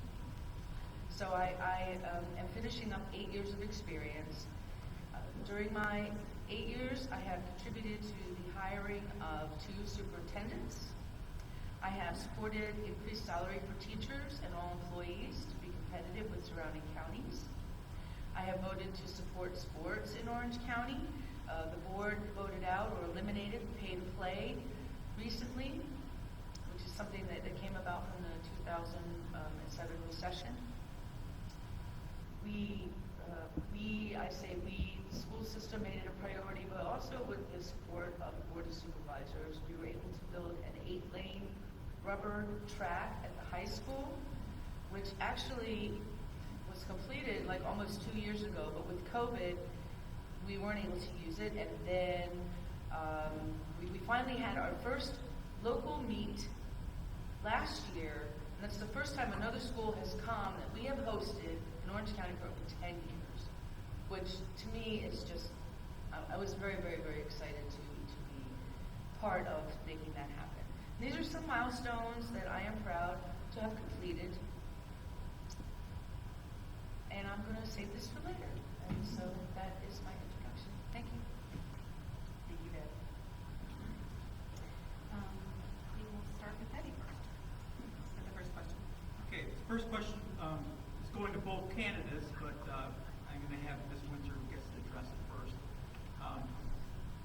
Ask you both to give your thoughts on the first few days of school and the transportation issues that we've had, and also address the bus driver shortage that we're currently having, and what you could do on the board of the school board to help fix that. So you start with me? Yes. As I said, I've had 3 children that have gone through the school system. So I have lived through many first weeks of school. And there is always growing pains. Now, I was, at the time, lived behind the new Walmart out in Wilderness Shores. So it seemed first week of school, sometimes the first day, the guaranteed bus ride was going to be at least an hour, if not longer. And a lot of that has to do with new bus drivers, figuring out the routes, people getting there late. There's just a lot of growing pains that comes in with the first week. Now, I do know that the day before the first day of school, and I've heard different numbers on this, so I'm going to use the most conservative. The day before the first day of school, we had over 200 parents call in and change the pickup or drop off and place that their children will be after the first day of school. I'm not sure that parents really understand the ripple effect that has throughout transportation and throughout the school system. So that very much has to be taken into consideration. Now, then there's confusing. It was hot. Everybody has to wear a mask. 2 years or older, you got to wear a bloody mask. And you can't open the windows. You can't sit next to each other. Don't breathe. Don't talk. Yeah, it was a bit of a nightmare. And when I heard about it, I was very, very, I had a lot of feelings about it. People are told this is the law, this is the mandate, this is what you have to do. People value their job, they value the health of children. Nobody knows when they can start making personal decisions, when they can't. Yeah, it was a bit of a mess, and I will admit that it was a bit of a mess. What I would do about it? Well, I would ask parents to maybe get the information about their children in much earlier than the day before, or that morning, or that day, because we also had phone calls that day. I need my kid dropped off somewhere else that afternoon. It doesn't work. It clogs the system, and it just made it harder. So I other than that, I think that's probably all I'm going to say on that. Thank you. So I agree with Ms. Winter. It was a complete disaster. And it just goes to show how the reactive nature is versus proactivity. I don't think think it's fair to blame the parents, but I also know that there should be strict policies in place and understanding as to what can and cannot be done. The mask mandate is a big hurdle that they had to overcome with being held on the bus for 2 hours at school. The reason that they were not, late, I can understand. There was a storm, they couldn't pick up the kids. But with having multiple children lost up until 8 o'clock p.m., one of them being a kindergartner, on top of the poor communication and not allowing the bus drivers ample opportunity to practice their routes, and having a solid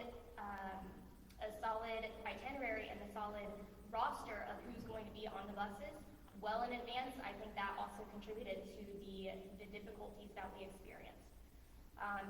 With that being said, I believe the administrators need to have more preparation and understanding as to when should children be offloaded back into the school. If riding in a bus is not safe, why are they sitting on a bus? Why is there, they can't have the windows down, they can't drink water, they can't sit next to each other, they can't breathe, getting yelled at, confused, scared, being stuck for hours, parents not being notified. All of these things contribute to a much larger issue. Now, part of what my recommendations were to the school board through email communication is having a bus tracker so the parents can check in and see where exactly their students are. Did they get on the bus? Okay, check. Are they on the bus? Check. Are they nearing their route? Where are they? So I believe that is a good plan for moving forward, being able to understand where the children are in a ready app or whatever the case may be. So having that communication readily available and talking with the parents, communicating with them, as well as having policies and standards set in place so things aren't changing last minute, the bus drivers aren't being, yelled at or getting, hurt from, seeing what the students are going through.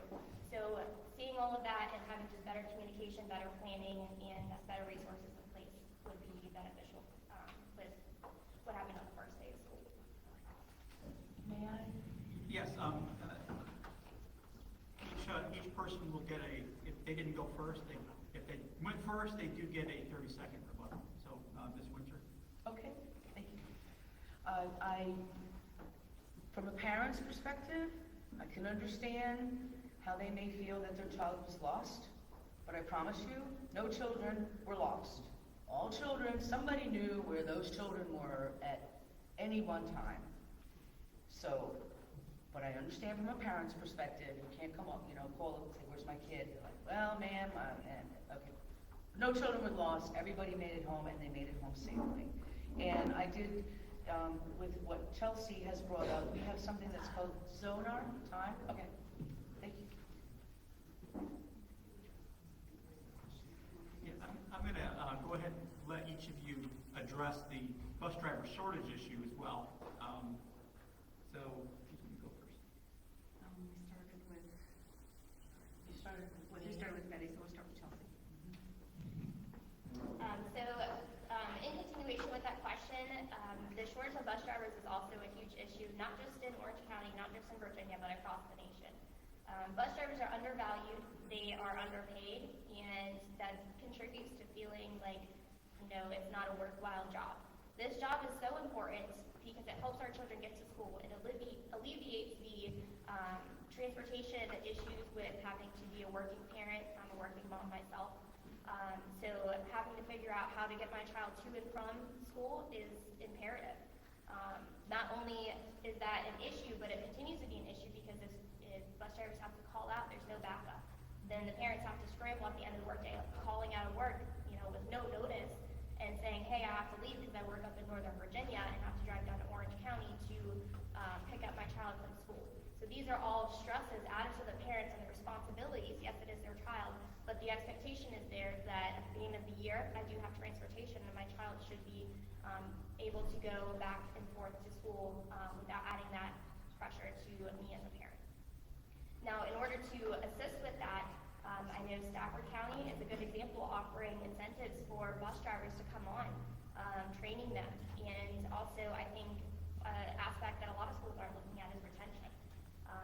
If we're losing educators, staff, bus drivers to other counties, why is that? Is the pay? Is that, that could be a very, very good reason. reason to go from one district to another. So I think reevaluating the pay, reevaluating the incentives, and trying to figure out the satisfaction of the bus drivers as employees as well, and empowering them to use their voice with communications in the school board, I think that would all alleviate a lot of the stresses of not having enough bus drivers. Okay, Ms. Winter. Okay, so the bus driver issue. Well, we had a shortage of applicants for the positions. COVID has just blown everything up, and schools closed end of last year. Society closed for quite a while. As we started opening back up, we actually did have some people that applied, but then what you found was that they had to go to the DMV, they had to get their CDL license, they had to get trained to be a bus driver. It is like a very long process, which it was, the first time I had heard about it, it was at least 6 months before the DMV was getting anybody in to start this training. And so there's been a breakdown on even the state level, if we had the people, getting them into the situations where they could go through their qualifications and get qualified. I know one of the things that we do in Orange County is we offer our bus drivers insurance. They do get health insurance, which a lot of counties do not offer, so that is part of their job. When we give raises across the board, that includes our bus drivers, which in other counties that isn't necessarily the case. And we have made our bus driving system where bus drivers can drive as much or as little as they want. They get paid by the mile. And so they can work as much as they want or as little as they want to. And if they want to make more money, they can do so. I'm always up for looking at making salaries competitive with other counties. And I'm not opposed to looking at that, but I do feel that actually our whole plan probably is pretty comparable to other counties. I just think it's a tough time to be in education. Ms. Winter, you can have a 30-second rebuttal. Okay, thank you. With my experience in corrections, I do know that there is ways to collaborate with the Department of Motor Vehicles and allowing them to come to a site stationary to help them with licensure. They have representatives going to the prisons to do that. Why can't we have that for the schools? Our children are as important as incarcerated individuals, and so being able to put the focus on that is very important. So one of my goals would be to be able to collaborate with the DMV to assist with licensure and actually acquiring the actual physical license and not having issues with waiting in line and all of that. Okay, thank you. So the next question, I'm going to ask you both to state your positions on the mandates for both vaccines and masks, and how you feel that fits into the school system. As opposed to asking 6 questions related to the same topic, you can each state your position and who goes first. Chelsea. Okay, thank you. Thank you for those questions. I think these are very important, especially with what's going on in our nation right now. My stance on pretty much every matter is you have a personal decision. You have the personal decision to determine what goes into your body. You have the decision to decide what goes onto your body. Now, with respect to private businesses, they do have the freedom to decide who can and cannot go. And I have the decision to enter into that business and provide them with resources or not. With public education, there's a difference there. And forcing students and not having the ability to give options is a detriment to our children. So saying you have to come in with a mask, though you have a disability, and you're not able to wear that mask, you're not afforded the same opportunity as someone else. And with last year, with coronavirus shutting all the schools down, our special education lost so much with not having the structure, not having the mental health specialists, not having the assistants there to assist the parents that they so heavily rely on. So that's an aspect that we need to seriously look at. And with vaccines, teachers, they should be able to keep their job.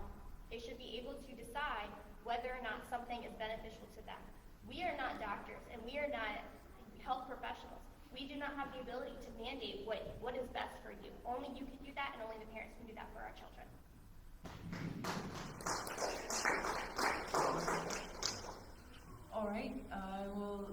this question the way I did at the NAACP debate.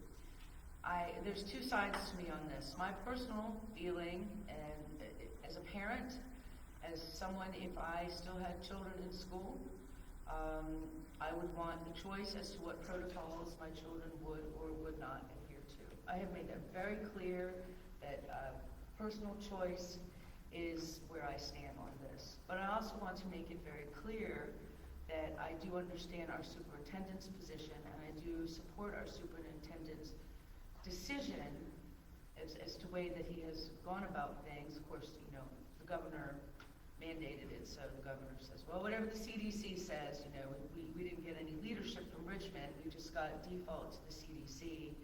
And so our superintendent really had no choice but to say, we will open schools, but everybody will wear a mask no matter vaccine status or whatnot. And because he takes the position that it's better to have children in school under mandates than to have schools closed, and I do fully support him in that decision. Thank you. Like 30 seconds rebuttal. So with the mandates that the governor has instituted, he did not fully understand what the Senate Bill 1303 was actually saying. I provided that definition to the school board, and most of the school board did not listen to us, the parents, or me with regard to what that mandate is. The current mandate is with CDC recommendations. A recommendation is not law, and it is not a requirement. So a recommendation is something that you may or may not follow.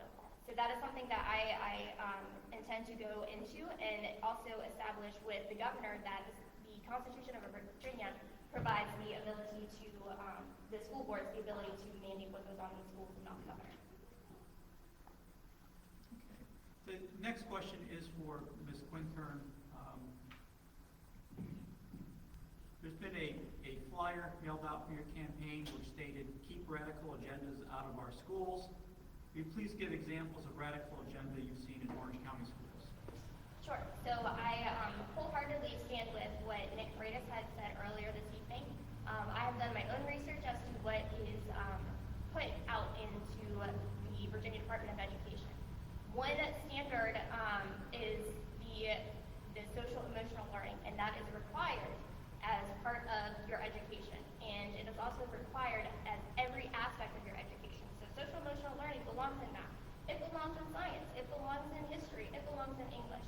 So going through all of that and then realizing what is social emotional learning. It is defined by the Virginia Department of Education, and it has also provided resources such as CASTLE. CASTLE is a program that is afforded to teachers to understand and provides resources to further understand social emotional learning.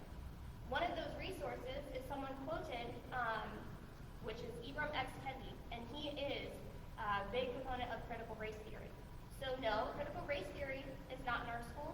Social emotional learning is. And social emotional learning is sugar-coated critical race theory. And so if you're going into school and you're teaching a person of minority that they are not as good as somebody who is of Caucasian descent, you are not affording that child the same opportunity because you are pushing them down and not allowing them to become the best that they can be. We need to be empowering our students and taking away this nonsense that you can't be as good as this person because of the color of your skin. That is discrimination, and that is not okay. Racism should not have any input, any pull on our school and in our education. One of the quotes that was quoted by Ibram X. Kendi is about discrimination. And what he said is the only remedy for past discrimination is current discrimination. And the only remedy for current discrimination is future discrimination. So he is advocating for the actual discrimination of our children. So if we are discriminating our kids based on the color of their skin, good, bad, or otherwise, then that is racism and it does not have any point in our school. Ms. Quintern, you may respond if you like.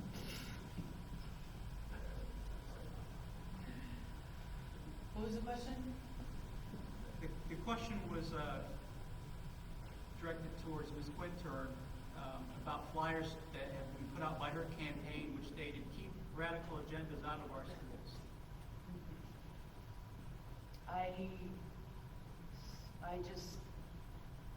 I don't know. I listened to what Mr. Freitas said and what he said he got off of the website of the Board of Education. Department of Education, Virginia Department of Education.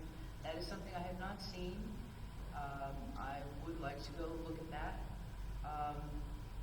My chairwoman said to me earlier that she was just actually at a meeting today that has confirmed or has made it clear that the critical race theory is not being taught in Orange County, in public schools or in Virginia public schools. I haven't seen it personally, and I have been in a lot of classrooms, so yeah, but it's an interesting thing. The next question we have goes to both candidates. Currently, the school board meetings are on Mondays at 4:30 p.m., which makes it difficult for some parents to attend. What are your thoughts on making the meetings a time and place where it's more accessible to parents? We'll start with this one. I can appreciate that parents that work could have difficulty making a 4:30 meeting. We have had them in the past at 5. As far as public comment, that is, not the meetings. The later you push off the meetings, you have to remember our employees, a lot of them are in the schools at like 6 a.m. And every school system has to be represented at a school board meeting. So we have one administrator and teacher for each school has to be there. And so we had just sort of kind of dialed it back, especially with the COVID and everything, to making the meetings earlier so that everybody could just get in and get on with the rest of their day. I have mentioned it to my chairwoman that, we can make public comment at 5 o'clock if that's what people would like to do, and I didn't think that was a problem. And she had said, sure, that she felt as things opened up more and as things opened up more, that that's something that we would do. So I'll be happy to bring it up to her again. That is a big concern of mine because I do understand a lot of people, especially in my district, do commute to work. And if we are being asked to represent our constituents and we're being a representative, we are there to hear their voice and be the representative of the biggest portion of our constituents. So it is going to be my goal to push back the timing so that way all parents who choose to are able to be a part of the decision-making process involved with the school board.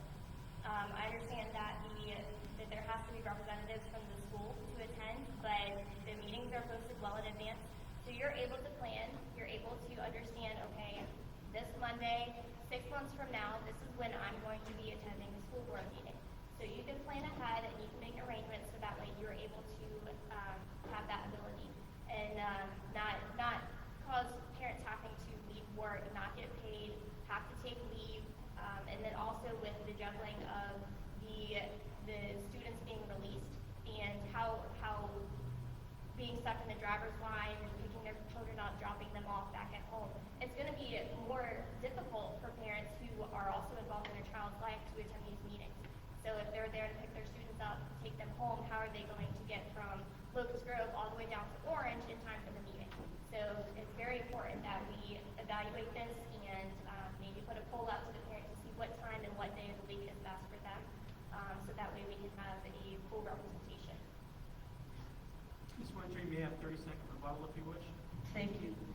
Before COVID, every year, the school board rotated, and we had school board meetings at least every school at least once. And so parents would be able to come to a meeting in their school where their kids go to, if they wanted to, which would ideally be in their neighborhood or very close to where they live.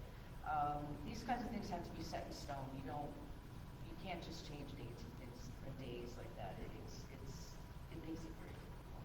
But there was a time where we did that, and I'm sure we can get back to it. Our next question is for both candidates. Realizing that sports are important for our youth, it's also important that fine arts, such as band, chorus, art, and drama, are also important. It seems that over the years, and especially during COVID, these programs have not been given the same consideration as the sports programs. What's your position on increasing the support for the fine arts departments?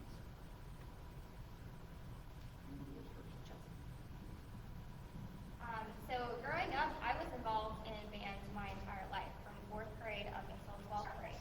And so I do understand the importance. So if you do vote for Chelsea Quintern on November 2nd, you will have that representation. And I would be happy to look into the budget to see where the funds are being allocated, as well as resources, and be able to be that advocate and the support. I ask that if you do come across any of these discrepancies and inconsistencies, that yes, sports are important, arts are important, and no student learns the same way.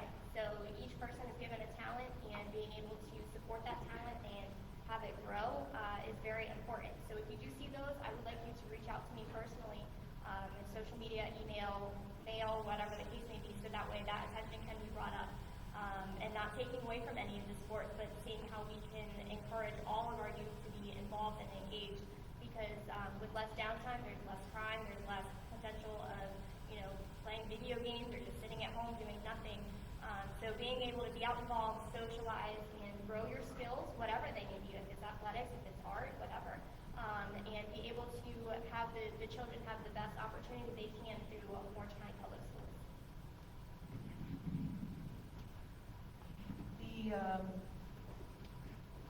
The pain that the sports programs and the band programs felt during COVID is nothing to do with not supporting those programs. We 100% support all of those programs and are always looking for ways to bring in more programs. It was really more about logistics, and it was about how do we have them all in the same place but keep them 6 feet away? How do they blow into their instruments but not blow spit across the room? How do people do something where they're sweating, and there was a lot that we didn't know about the virus as well. Ways that it can be transmitted, we didn't know, and you can't, how do you bust people and be 6 feet apart and not breathe the same air and all of that? It was a logistical nightmare that Coach Neely, I know he worked very, very hard and to try to get some sort of sports going on in the fall last year, and it was tough, and it was, but we were very innovative in the ideas that we came up with. Any ideas that the staff came up with, the board supported them in any way that we possibly could. And believe me, we were blazing new trails here, people. There was no rules for how this was supposed to be handled. And in trying to consider everyone, I believe that we did the best that we could with the information that we had at the time. 30-second rebuttal. Bringing it back to the coronavirus issue, it also brings us back to parental freedom. You as a parent knows what's best for your child. If you don't feel comfortable sending your child on a bus with 100 other students, then we can find alternatives for you. But at the same time, you should not be able to limit, okay, well now you can't play your trumpet today because you might spit and whatever the case may be, get somebody sick. There's also abilities to use auditoriums, gyms, being outside. So using resources that are already there to be creative to make it a more comfortable environment would be something that we need to look into. Okay. Next question for both candidates. Do you believe that there should be term limits for school board members, and why or why not? And that goes first to Ms. Winter.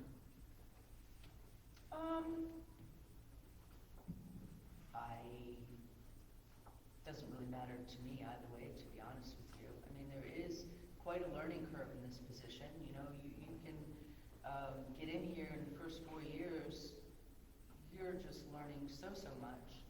And actually, the longer that you are in this position, the more beneficial I feel it can be in helping make decisions for the county, because people know you, they talk to you, the administration talks with you, and so as long as you're paying attention and meeting the needs of the system, but I mean honestly, it wouldn't matter to me either way. I'm happy with it either way. That's my answer. So I would not be opposed to term limits. I do believe that once you get stagnant in a can see Congress, the same people in for the last however many years. And how are they able to accurately represent you when there's so many different stages in life?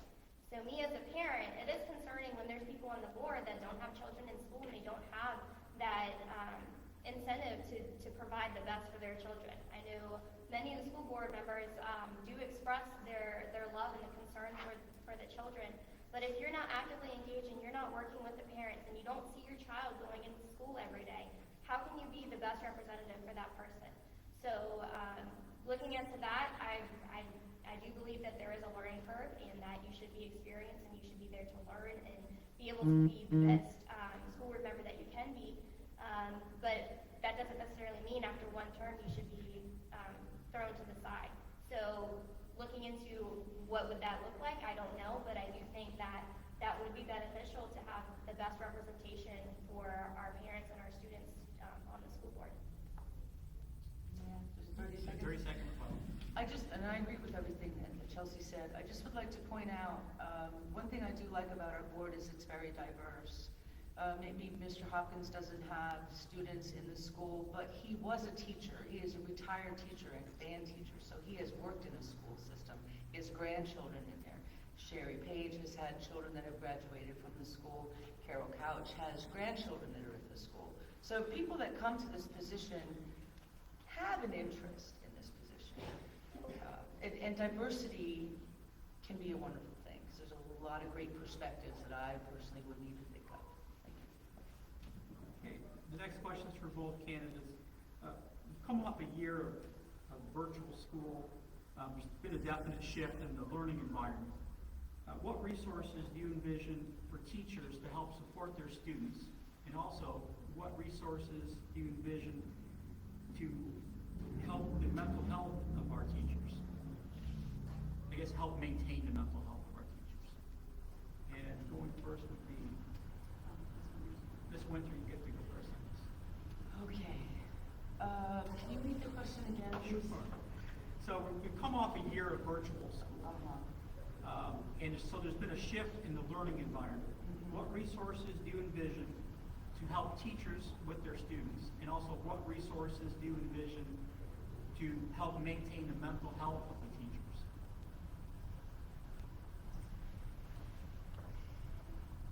Ideally, I think we should just get back to normal and get back into school and teach. And let kids learn, and let kids be kids and teachers be teachers. I'm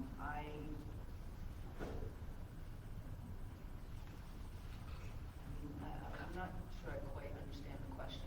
You asking, do you want us to throw a bunch of resources at something? I mean, we're trying to make the best out of a bad situation.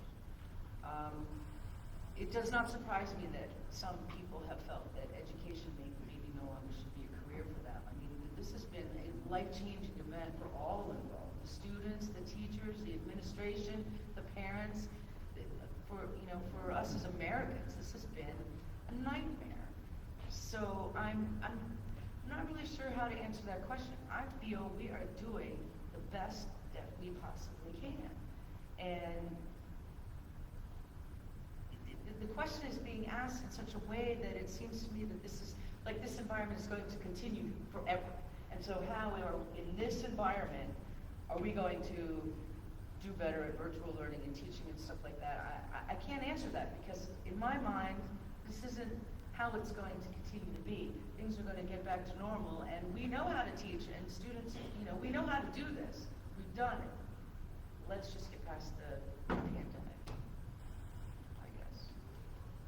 Ms. Quinter? So I do think this last year and a half has been extremely difficult on students, parents, and teachers. I know the people that are in the decision-making process had a lot on them. They've been thrown a lot of different mandates and what's required and what's not. What does law actually mean? What does mandate actually mean? So looking into what the letter of the law allows and what the freedoms and rights that are prescribed to the school board, and figuring out how we can empower the teachers, because it has been a lot, and how do we create a way to keep some kind of normalcy. So if that's we have a certain number of students that want to be virtual, have a virtual teacher. So there's not this back and forth. There's a schedule, there's a regimen. But the students that want to be in school, the parents that want their children in school, they should be also allowed to have that. They should be able to have this social engagement and should be able to learn in the traditional manner, and that is what is best for them. So being able to understand what are the needs of our school, what are the needs of our teachers, and think outside of the box and not just have this regiment where, okay, sometimes we're in, sometimes we're out, whatever the case may be. And with regards to law and mandates, I think that there's a lot of learning and there's a lot of opportunity for us to be creative and have a schedule that we wouldn't have to be going back and forth and trying to figure things out as we go along. Ms. Winter, you may have a 30-second rebuttal if you wish. A lot of the going back and forth and trying to figure things out really had to do with, we lost staff and people were sick, and because of protocols had to be out for a certain number of time. We didn't have substitutes. We didn't have the teachers to teach. We do not have enough staff to run a virtual program and an in-school program. We just don't have it. It's just not there. So. Okay, our final question for this evening is for both candidates. Overcrowding has been an issue at the high school for years, and there's been talk about a need for a high school in the eastern end of the county. What's your position on a high school in the eastern edge of the county, or if you have another alternative to facing that issue? That being the overcrowding of the current high school. So it's no secret that there's overcrowding, and it's going to get worse. There's a current plan, the Learners Action Plan, I believe, the WAP, that they're currently looking at to provide more huge, massive lands to bring in more housing, more businesses, and so the income's coming, and we don't know what that's going to look like. So we need to be better prepared and understand what's it going to look like in 10 years. Because building a school, allocating resources is not going to be an overnight thing. It's a lot of planning, a lot of involvement, and being able to provide the same level of education as we have currently on both ends of the county is going to be necessary. So we need to see what's the future going to look like, how many students are we going to need to prepare for, and have a longevity plan so we can set aside funds to create this school because it's needed. It's going to come. We have all these houses growing. We have the East End blowing up. So we need to be looking at that, and we need to start planning for it now. Because with the need of the Career and Technical Education Center and the need of the new school, we need these things, and we need to provide this for our students. With career and technical education, we understand that it does decrease crime rate by up to 13%. So looking at what resources we can provide to our kids is also going to be established within our society and our community.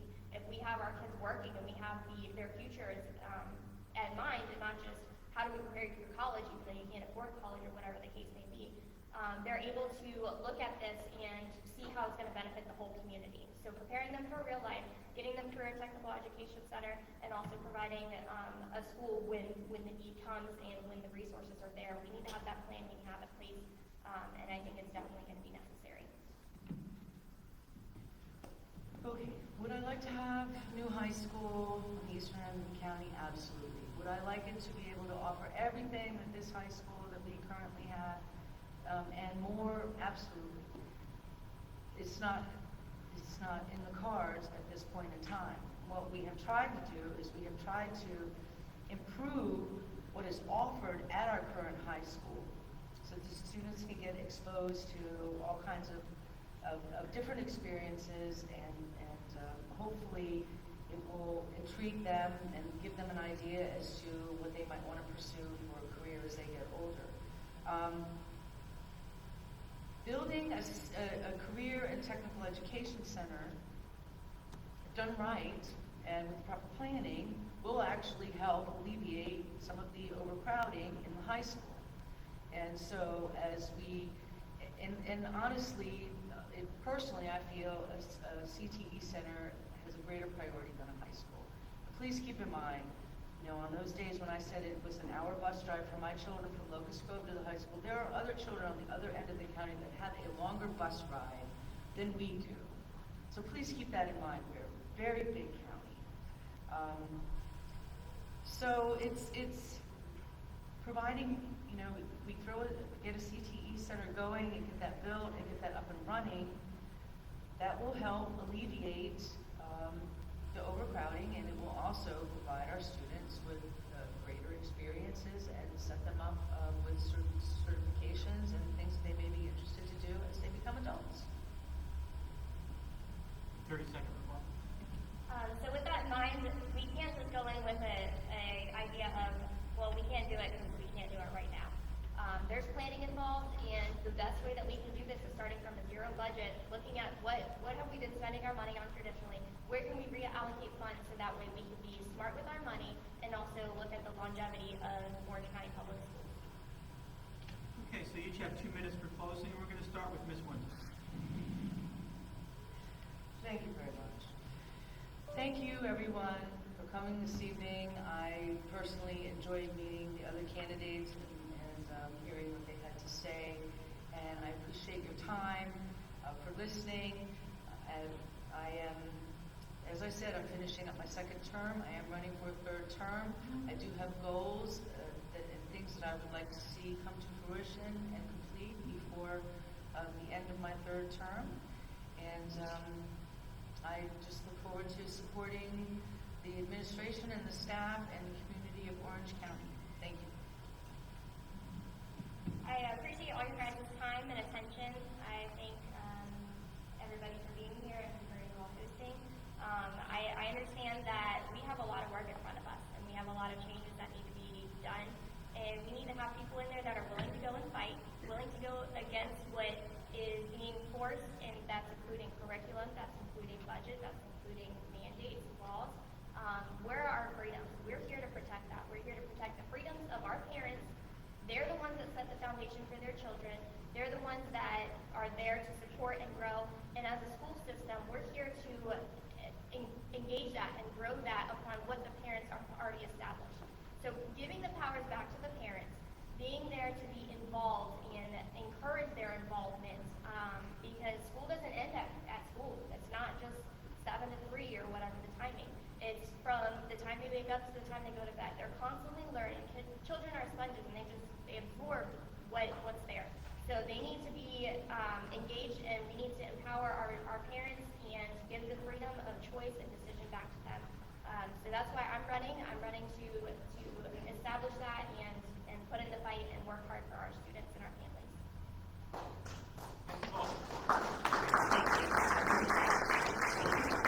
If I may take just a moment, I'd like to thank our attorney and moderator, William Torrico, for this evening. I'd also like to thank all of the candidates and to all of the constituents for coming out tonight and participating and providing some of the great questions. And good luck to all of our candidates, and everybody drive safely this evening. And on behalf of the Orange County Chamber of Commerce, thank you all once again for coming out.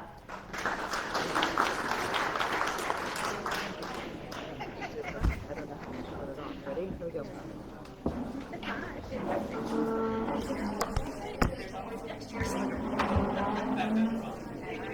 I did too, Judy.